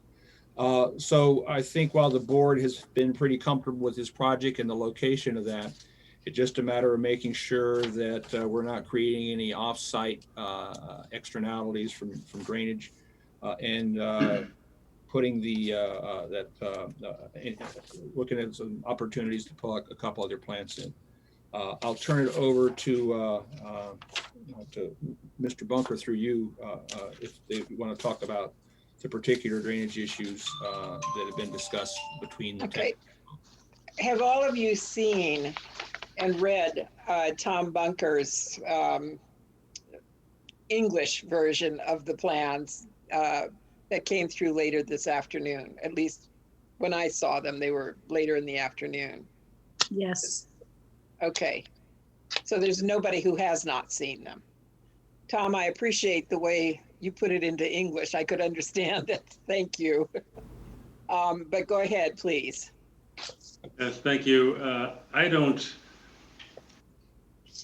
believe we have really a difference with the engineering department on the calculations. I think it's more of a difference of, in one of the reviews by the engineering department, Scott Schluter mentioned that there are different standards for the drainage design of a site plan like this. And one of them that's very commonly used is that just be no increase in water flowing off of the site pre-development to post-development.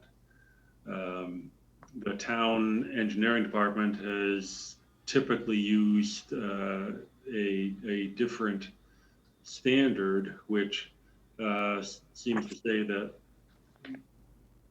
pretty much there'll be no runoff from any disturbed part of the site, even meaning that all of the runoff that hits the disturbed part of the site must be infiltrated. And if most of the site, let's say a lot of this site, I can show you the plan briefly. I want to show you one thing, and then I'll take that down.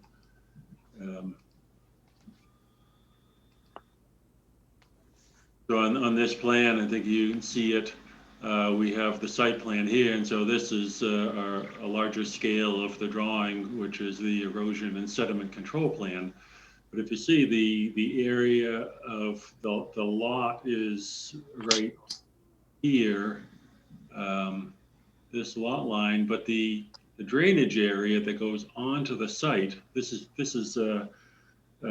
judging from the town GIS map, it extends well to the north and drains from this far corner from other onto the site and it intercepts into the driveway leading to the building in this other area here. And so we have some very large areas. I think there's a total of well, I don't have that in acres, but I think it's about 7 acres or something leading onto this site. And I did a calculation, which I think came with, if not mine, then with Bob Ament's letter, that just from the existing conditions on the site, there's enough runoff in these watershed areas to require 14 leaching pits if we had to contain all of the water from this watershed on the site. So we're starting already requiring 14 leaching pits. And then when we get into, there is an increase in runoff due to some of this constructed area, which then would require a total of 20 leaching pits, whereas just calculating the area of the disturbance requires only 8 leaching pits. And so starting with using this very large area, which just happens to drain onto what we're doing, a lot of it from abutting owners, landowners, we're sort of 14 leaching pits in the hole, right, to start out. And so what our system is not designed to meet the 25-year storm, but for the most critical part, and that being the disturbed area. And I can point out that this is the 25-year storm. Later in my letter, explain, you know, the engineering department uses a very high standard, that being the most intense 1 hour of a 25-year storm is 2.5 inches in 1 hour, which is almost half of the entire 24-hour storm, 24 hours of the storm in 1 hour. And I know that, I mean, I don't want to be one of those people that says it can't happen here, because something can happen, but in all my time doing this and watching the weather, it has never happened that much. You would really know it if we get that. I actually have a weather station up on above my house on a mast, and there was one storm where we had a very heavy downpour, and it did rain at that rate, but for only about 5 minutes. And yeah, I mean, that's the kind of thing that floods everywhere. But this design that we have can handle it, but from the disturbed area, not from the entire watershed area. This drainage system can accommodate and totally infiltrate a 25-year storm. That's the full 5 and a quarter inches, I think, or 5 and 3/4 inches. It can accommodate. It can infiltrate the entire 25-year storm. It can infiltrate the entire 100-year storm. The full 24 hours worth, if you calculate the leaching capacity of the leaching pits for 24 hours, and it's just a very high standard, especially considering that we have a lot of land going into it. And so out of the several standards that were presented to you by Scott, we would hope that you will allow us to use the standard that there is no increase in flow from our site onto an abutting site, rather than there's no flow at all from our site onto an abutting site. And I can say about this outfall pipe is there in the calculations, and Scott mentioned this, there would be in this 25-year 1 hour storm, there would be ponding, in extreme circumstances up to 1 foot deep. And once it gets to that point, we have this other catch basin, what he calls the outfall pipe, that would only be used, only water would only flow through it in the case of this very extreme rare storm, when the water might pond to in that parking area and then reach that catch basin. And that catch basin is actually to protect the south edge of that slope so that water will not run over it. It is to allow water to go into the catch basin and out safely out of a pipe rather than running over the edge. So that's actually an erosion control structure.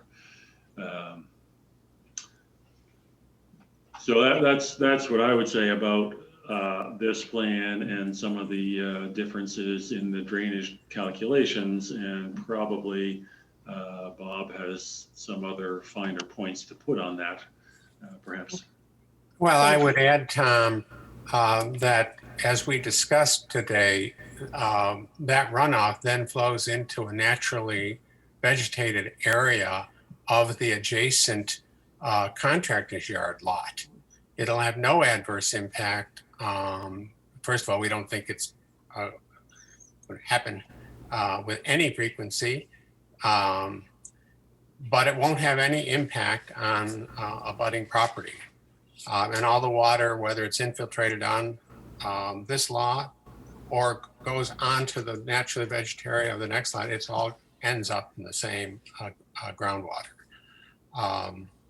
So to establish or at least impose on this project, which, as I indicated in my letter, is a pretty small project. I mean, the total area of development, even if you only count the lot we've created, the 5.5 acre lot, and not the entire 7 some acres of the parcel that we had, it's still only 33% of the lot. And as you know, by right, you can have 40% lot coverage of paving and parking under our bylaw. This is a single family residence and a small contractor's yard. The requirement that we should have to prevent all the water from the watershed from going where it naturally goes now, it just seems totally unreasonable. And to go from, it's actually the calculation of 21 catch basins, Tom calculated, to go from 8 to 21 catch basins for the extremely unusual event that we shouldn't have, and to take care of water from the whole watershed, it just doesn't make any sense to us, and it doesn't seem like the right standard to use on the project. I would tend to agree with both of you on that. Does anybody have any further comments or questions in regard to this project?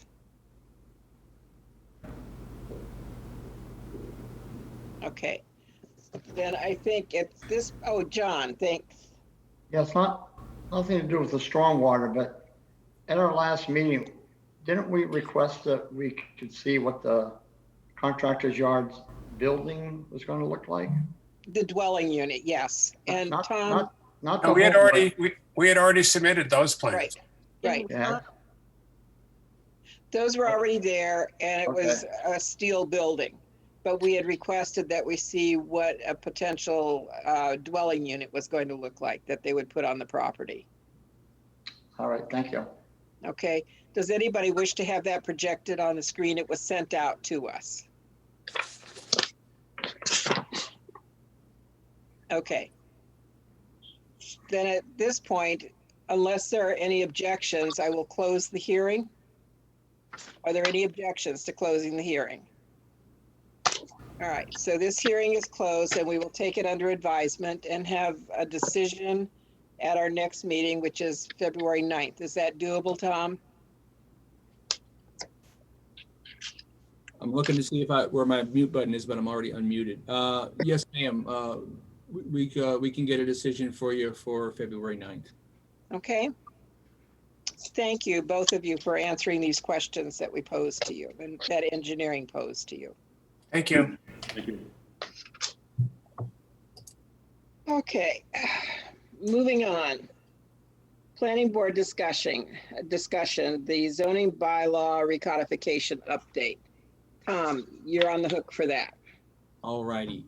So we have, per our previous discussion, done a couple different things. We have a meeting of the working group for tomorrow at 11, our first meeting of the working group, to go through start the 59 pages of the matrix comments in determining what is cogent to the recodification and what are phase 2 articles. So we will be at that tomorrow. Set your alarm for the folks coming. I'm looking forward to seeing you. We've also, town council has submitted an article to town meeting or to the warrant, to the selectmen, for additional funding to continue the work of Bob and Bob to get us through the end of recodification for phase 1. That article has been submitted, and I will be shortly emailing out town meeting members an invitation to come to our meeting to find out about what's up with our zoning articles. We'll likely mention the funding as well at the meeting on February 9th. So we're moving forward at the pace we had been moving forward with. It is a very slow and arduous process going through the very large and very confusing bylaw to bring it up to a standard that's easier for folks to work with. That's what I have on the zoning recodification update, and happy to take any questions. Anybody have any questions or comments to Tom? Okay. Complete streets, public input. Tom, again. Alrighty, if I may share my screen. Mm-hmm.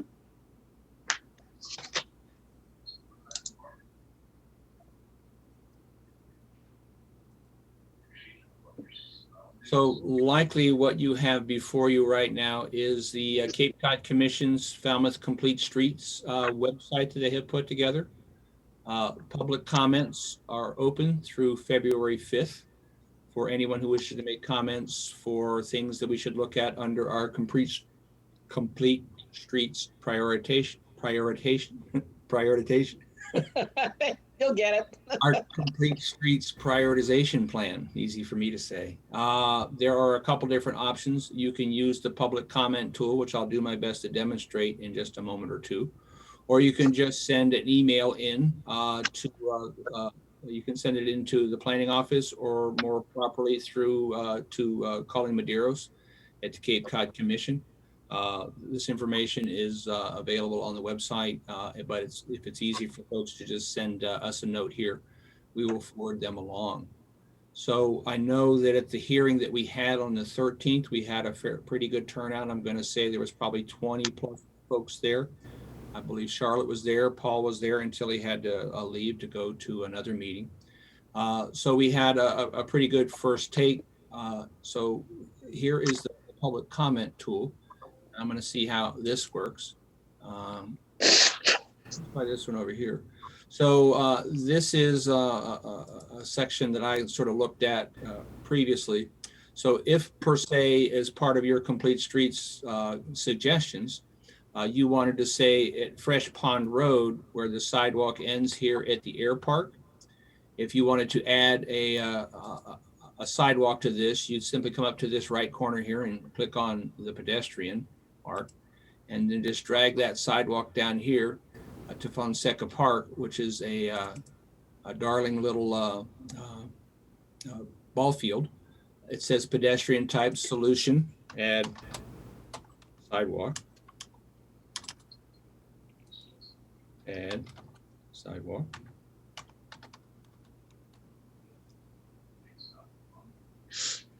That's how that works. So you simply say what you want to say, plug it into the comment tool, and it makes the map and adds that sidewalk onto there. This is what the Cape Cod Commission is using in addition to emails and other comments. You can also call as well. The comment period, as I said, has been extended through February 5th. And you can send your comments into the planning office.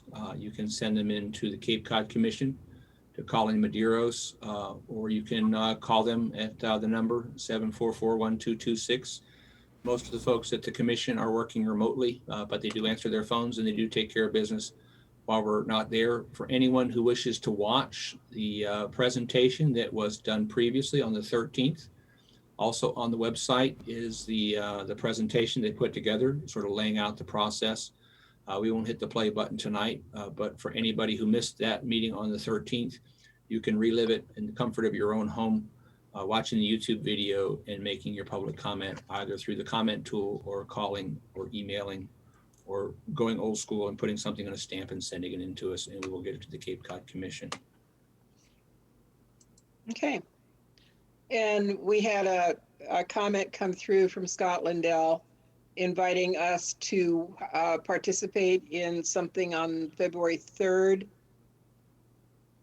Tom, it came through on the chat. Yes, planning board members are welcome to join public discussion on this topic February 3rd at 7 p.m. as part of the Bicycle and Pedestrian Committee monthly meeting.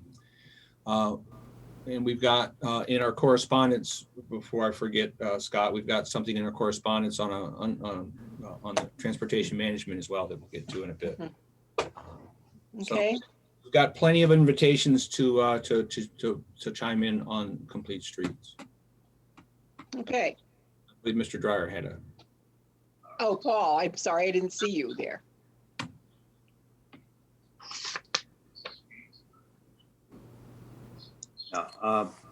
Complete Streets.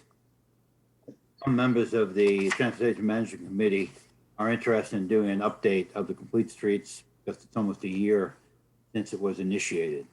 I realize that the DPW is moving forward with it. They've adopted it. They've had contracted with the Cape Cod Commission, and they're going to discuss it next Thursday night at the Transportation Management Committee meeting. I've been advised that Mr. Bott will attend that and talk about it on behalf of the town. So if you're really interested in Complete Streets, it might be interesting to tune in on Thursday night to the Transportation Management Committee. It went so far as some members want to do a survey to see what the public thinks of it. And I, for one, objected to that because I don't get it necessary. But there's a lot of interest in Complete Streets on behalf of members of the Management Committee, and the DPW is working hard on it. So I think Tom's going to have to try to pull this together on Thursday night. Thank you. Anything else on Complete Streets? Okay. Yes, Jim. You're muted, Jim. Jim, you're muted. I just got a text from Mike Boriselli saying, though anyone has to drive from here, that the roads are really bad. Just wanted to share that. Thanks, Mike. Because I think it's only Tom who has to drive. No, you do too, Jim. You didn't walk over, did you? Okay. Anybody else, any other comments? Hey, Pam, can you put it on mute, please? Thank you. We have the Falmouth Housing Trust funding. We brought that up once before and we were discussing it, but it wasn't on the agenda. And so Tom put it back on the agenda. And this has to do with Falmouth Housing Trust, with the funds, with Lewis Neck Road. And we were discussing that because it's gone through approvals. So you all got the information, and since we were so vigorously talking about it at the time, do you wish to continue any discussion on that? Well, that's a resounding no.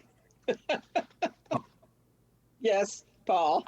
The only comment I have is that all this moving forward appears to ignore the fact that there was an agreement signed between Falmouth Housing Trust and the town on that particular property.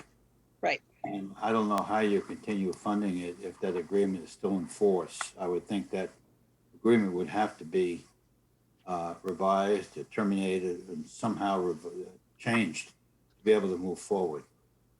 So legal question, and I'm not sure how you deal with that because the Community Preservation Committee is even getting involved with that. Jim? Yeah, I agree with Paul. I just want to put, this is a complete attempt to circumvent the vote we had and restrict it. And what they've done is because they got a little bit of room, now they've gone to all the other boards and they're just jamming it through, and it's an end run. And we know who we're dealing with. The next time, I think you all should be a little bit careful about who we're dealing with here. John?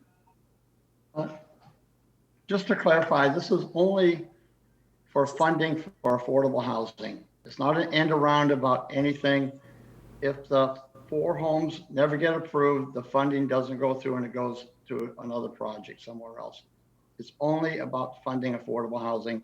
And if it never gets built, it doesn't get funded. It has nothing to do with an insult to the planning board or anything of that nature at all. Planning board has its role. Affordable housing funding has its role. It's simply other projects have been funded that never got built, and the money returns back to be used by someone else. And I Not to be taken personally. I also don't know if you all noticed Frank Duffy's opinion on this, that if that roadway is thoroughly improved, widened to where it needed to be by the fire department, then the covenant could be considered moot, because the covenant was put on there because it was only adequate for 1 house, not for 4 dwellings. So that was the opinion that was in there. Yes, Charlotte.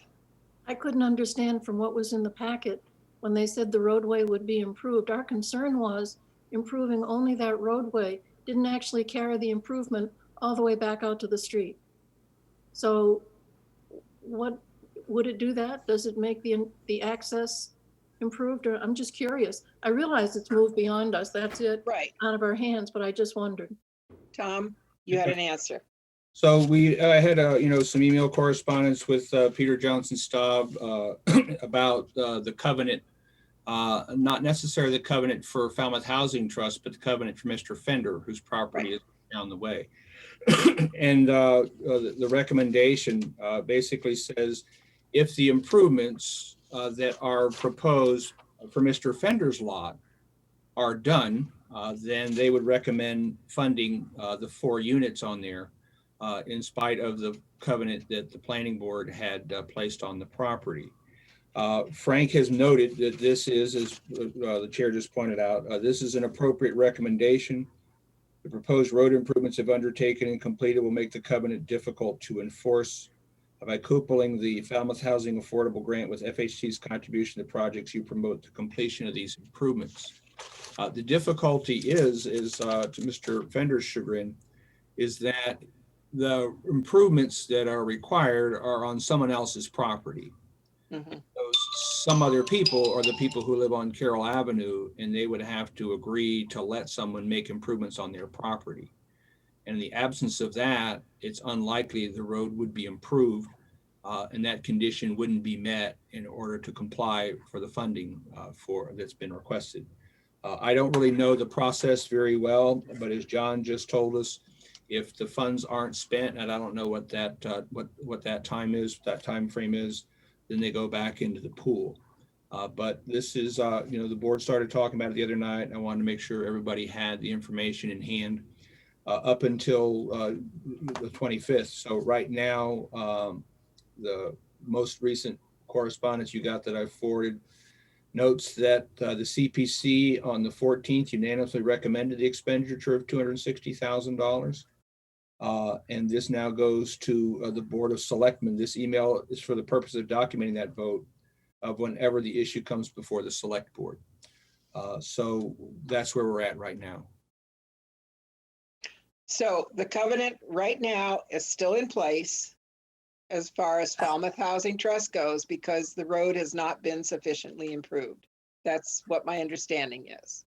Falmouth Housing Trust is completed what they have to do for their 1 unit. 1 unit. For 1 unit. In order to meet the requirements of the covenant that are on Mr. Fender, that work would have to be done on private property. And when you look at our determination of access, and we took, quite a few months determining this policy, this thing we've been doing for decades that we didn't have a policy on. The determination of access always says, this determination of access is for this specific piece of property and for no other. So they just sort of boiled down the covenant for the property down the street. The net effect is if Mr. Fender is able to build the road, he would get his second lot. And then we would have the issue of a covenant that's in place. Council has opined that while the planning board can hold a covenant, the planning board cannot release a covenant. That has to be an action by the Board of Selectmen or perhaps town meeting that hold that covenant. And we'll see how that comes into play. But right now, in order to make those improvements happen, they have to happen on someone else's property. And typically someone else would have to get permission to make those improvements on their property. John? I reiterate, if the Falmouth Housing Trust only builds one house there, they would then qualify for $65,000. But first, the selectmen has to vote this in. I don't think they made the vote yet. But if the selectmen votes the approval that CPC sent to them, they would get $65,000. If they were able to build two houses, they would qualify for $130,000, etc. So it has nothing to do with the planning board. It's not a slight. It's not a confrontation. It's just funding affordable housing, which is what their job is. Yeah. Okay. Thank you. Moving on. Davis Straits update, Tom. All righty. How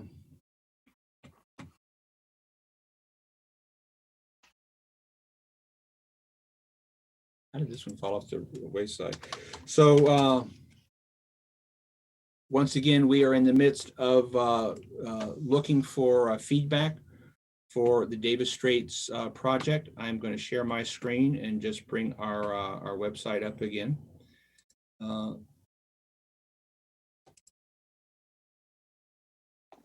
That looks like that there. So I did promise to give the board a report of what kind of activity we've had on the Davis Straits survey.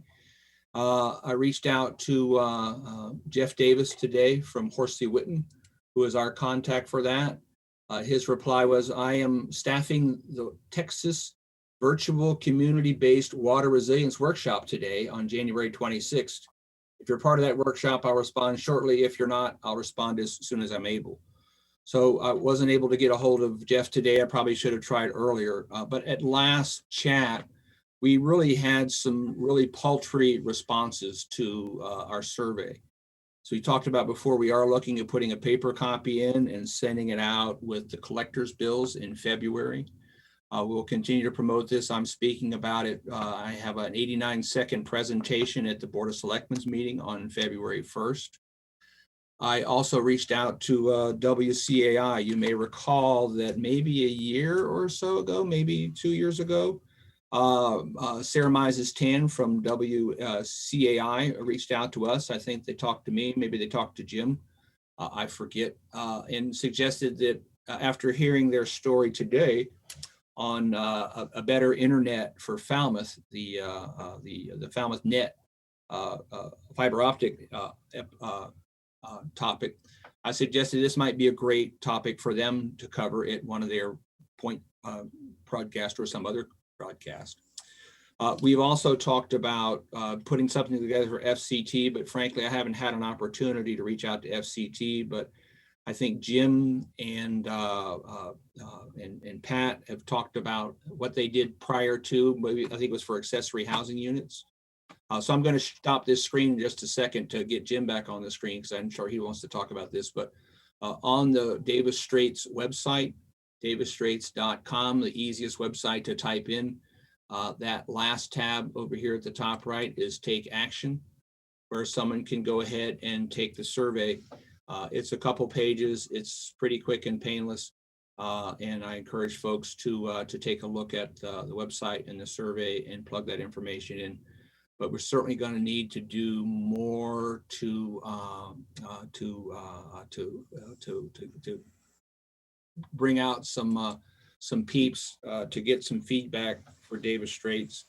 And as we talked about before, in the age of COVID, we can't have those great meetings that we used to have where people all got around a table with stickers and pins and ranking things. So watching the selectmen's meeting or the town meeting last night in the format they did it with the moderator in the selectmen's room.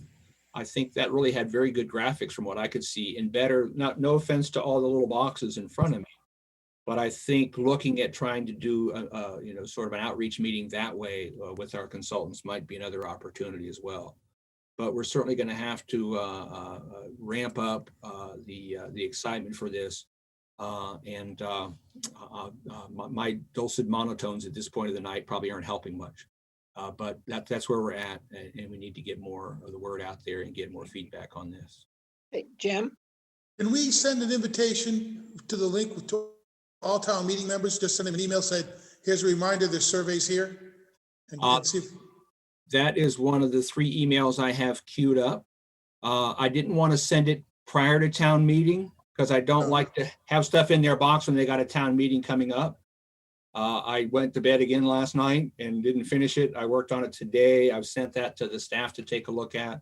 So I've got 3 emails queued up for a town meeting coming up. One is about recodification. One is about articles for town meeting April 2021. And the third about Davis Straits. So we'll be encouraging them as well. Okay. One more thing, we also, I believe you'll find we have a list of stakeholders that were invited to the last meeting. Maybe we should include them in an email as well. Yeah, and we did share all the property owners that we have for the property with the Union Studio, and they're putting together an outreach letter as well to them. I don't quite know the status of that. I will be chiming up. Obviously, Horsley Witten, Jeff Davis has got an email from me today. We'll be talking about that later on in the week. But clearly, things that are exciting to us aren't necessarily as exciting to the rest of the planet. So we've got to find some way to make our stuff more exciting to the rest of the planet, and that is one of my challenges as well. Okay. Thank you. And committee reports, we've got Paul queued up here, the Wastewater Management Committee report. That's the last of the 3 big committees that he's on that he's been reporting on. All right, and you give me just a second, Paul, I will get your presentation up. Someone please play the Jeopardy music for me.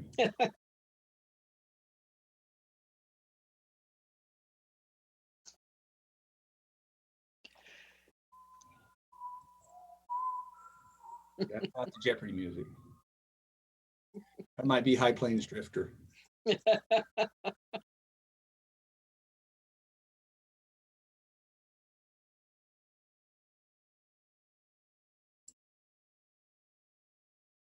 Painful this time of night when it takes this long for something. Sorry about that, guys.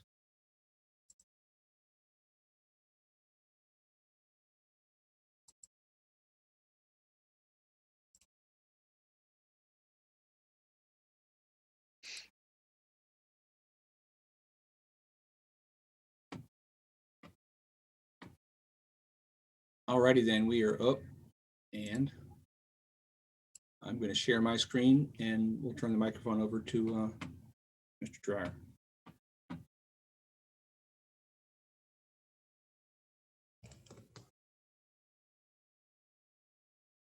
That look like you, sir?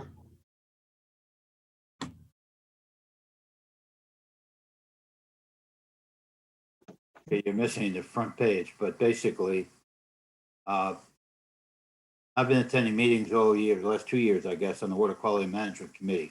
To put this in perspective, if you remember, the initial recommendation was Falmouth would have to spend $500 or $600 million on sewering the town. So the Board of Selectmen, in their wisdom, set up a Water Quality Management Committee to look at options, look at what they're able to do, not only to reduce that cost, but more effectively deal with the water quality issues that we were facing with all the estuaries in town.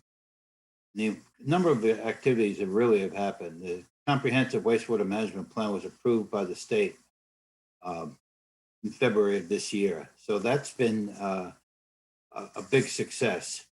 Secondly, West Falmouth Harbor now meets the total maximum demand, the first estuary in Cape Cod to meet the target for nitrogen removal without sewering. Little Pond Sewer area was also a success. It was completed on time, under budget. Last year, with 1,350 parcels connected. Shoring is estimated just to remove 88% of the nitrogen from Little Pond. And it's being monitored by USGS, MBL, Mass School of Marine Science and Technology are all monitoring these results at 12 sites. Now, the Bourne Pond widening is another one. The design and federal permits are completed or waiting for COMCOM permit. Included in the road construction project has channel opening to 93 feet, a new jetty, an extended jetty, and beach nourishment. And that's scheduled for 2021. Next slide, please.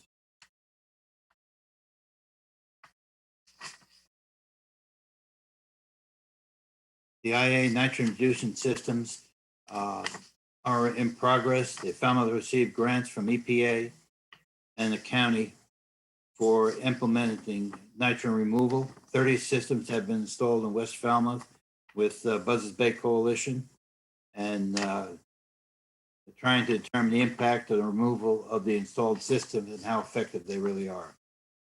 Another demonstration project is the permeable reactive barrier, where a trench is cut into the land, intercept the flow, and material is put inside to reduce the nitrogen loading.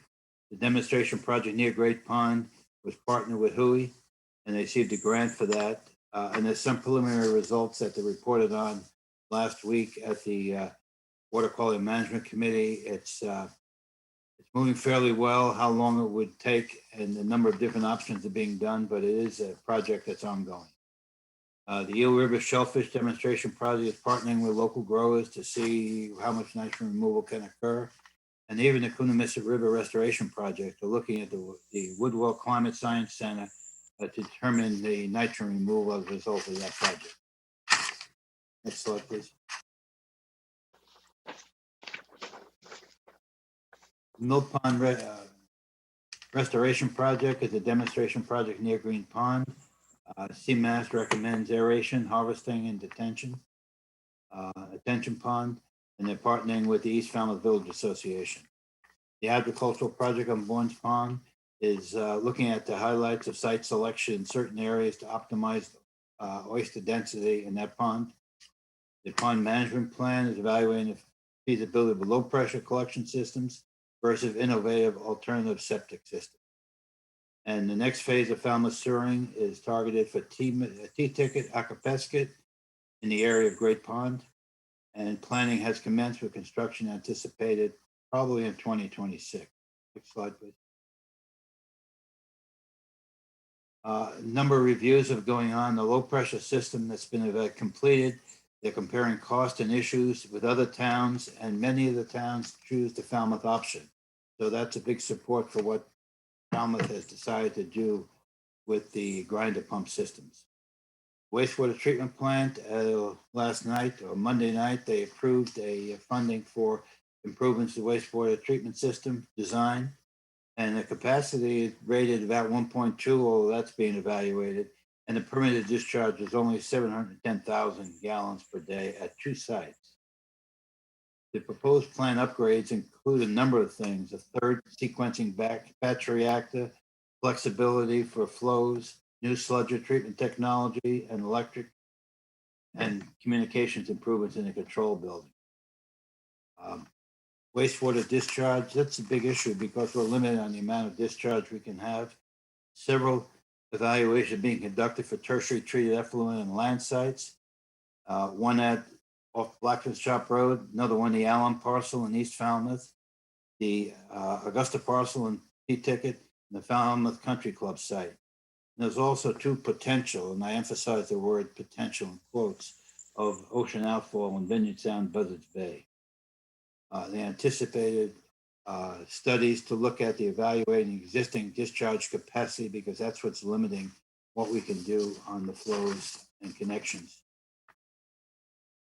Regional considerations. The Water Protection Fund provides grant for infrastructure projects. They're pursuing that. Coit Bay nitrogen removal project has been completed.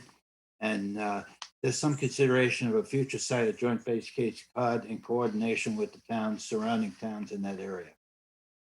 Finally, I believe the Water Quality Management Committee has been very effective, and has done very good work on behalf of the town. They received approval for the management plan update. They're coordinating with others, including Buzzards Bay Coalition, HUI, USGS, MBL, TMAST, Woodwood Climate Research Center, local shellfish growers. So they've reached out quite effectively.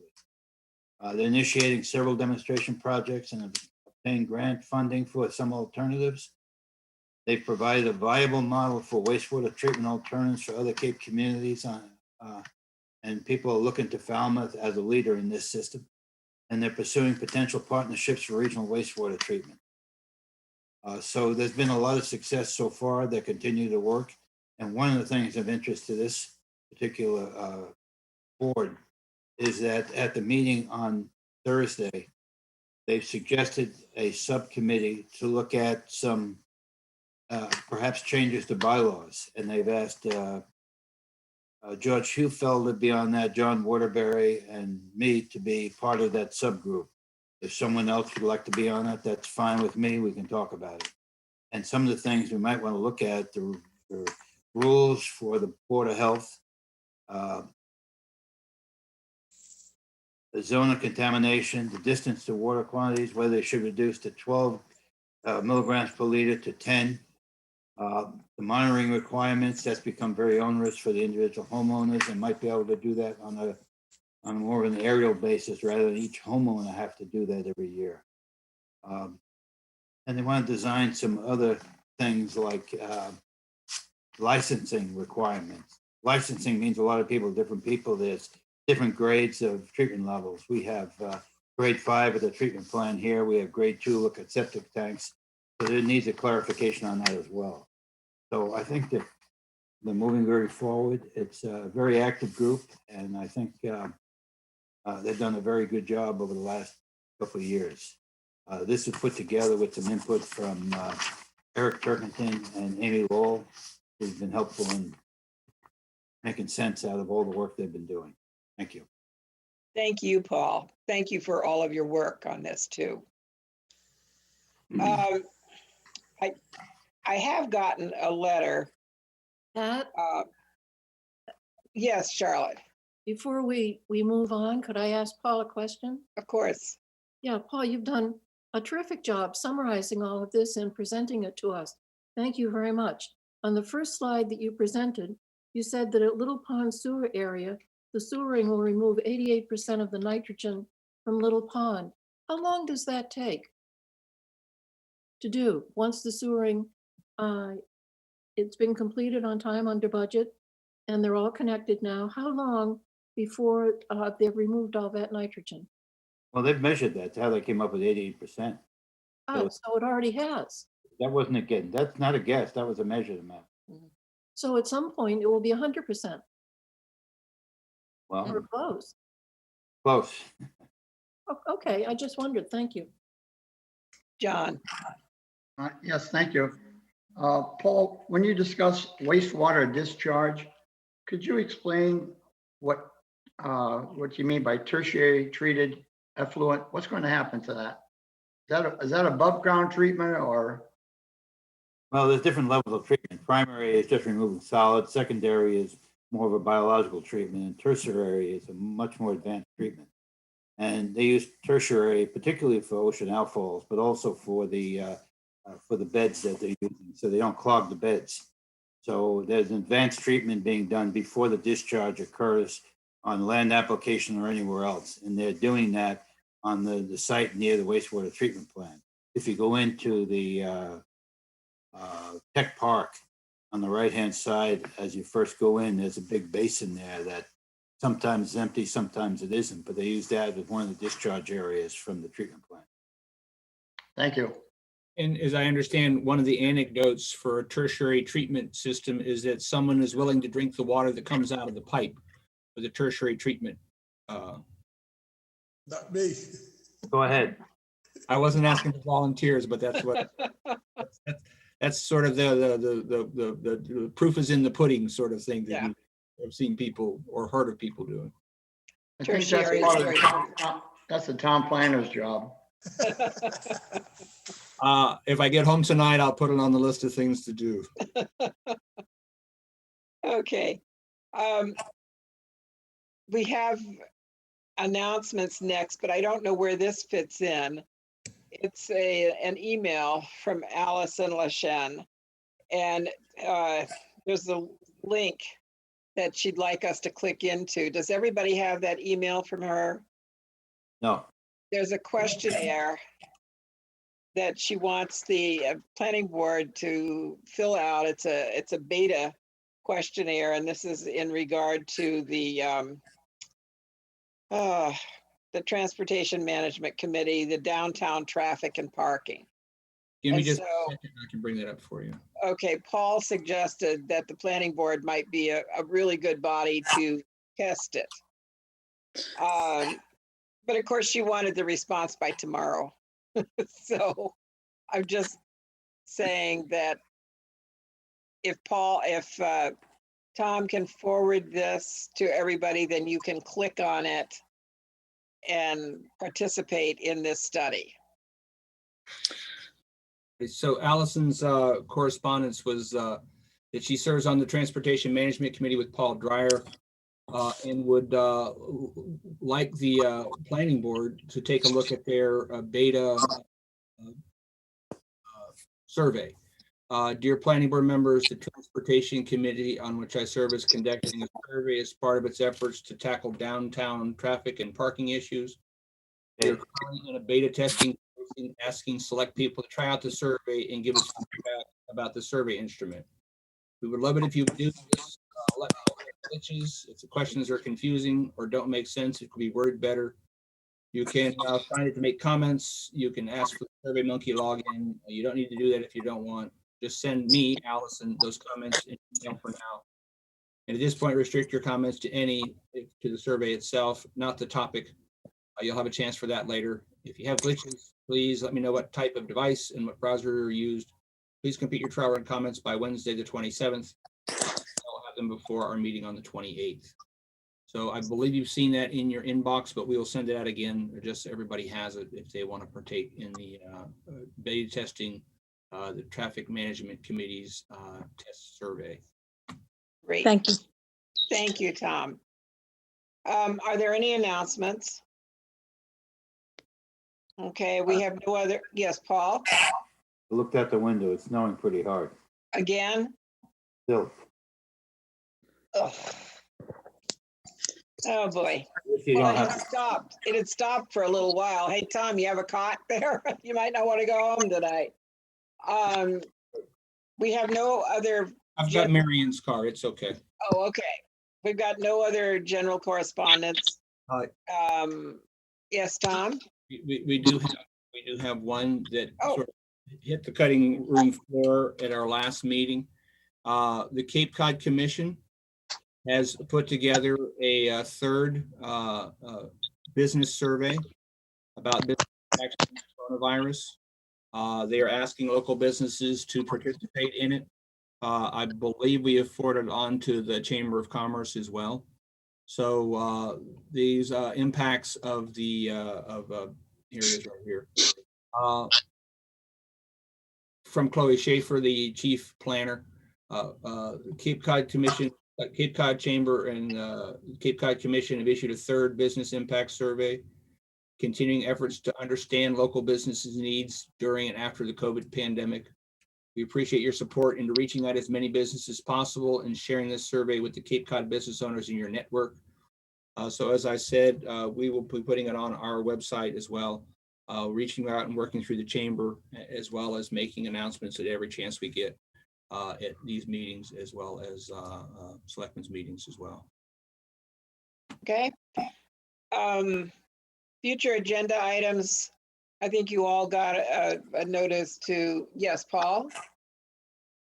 you're still on announcements? Oh, we can be back on announcements, sure.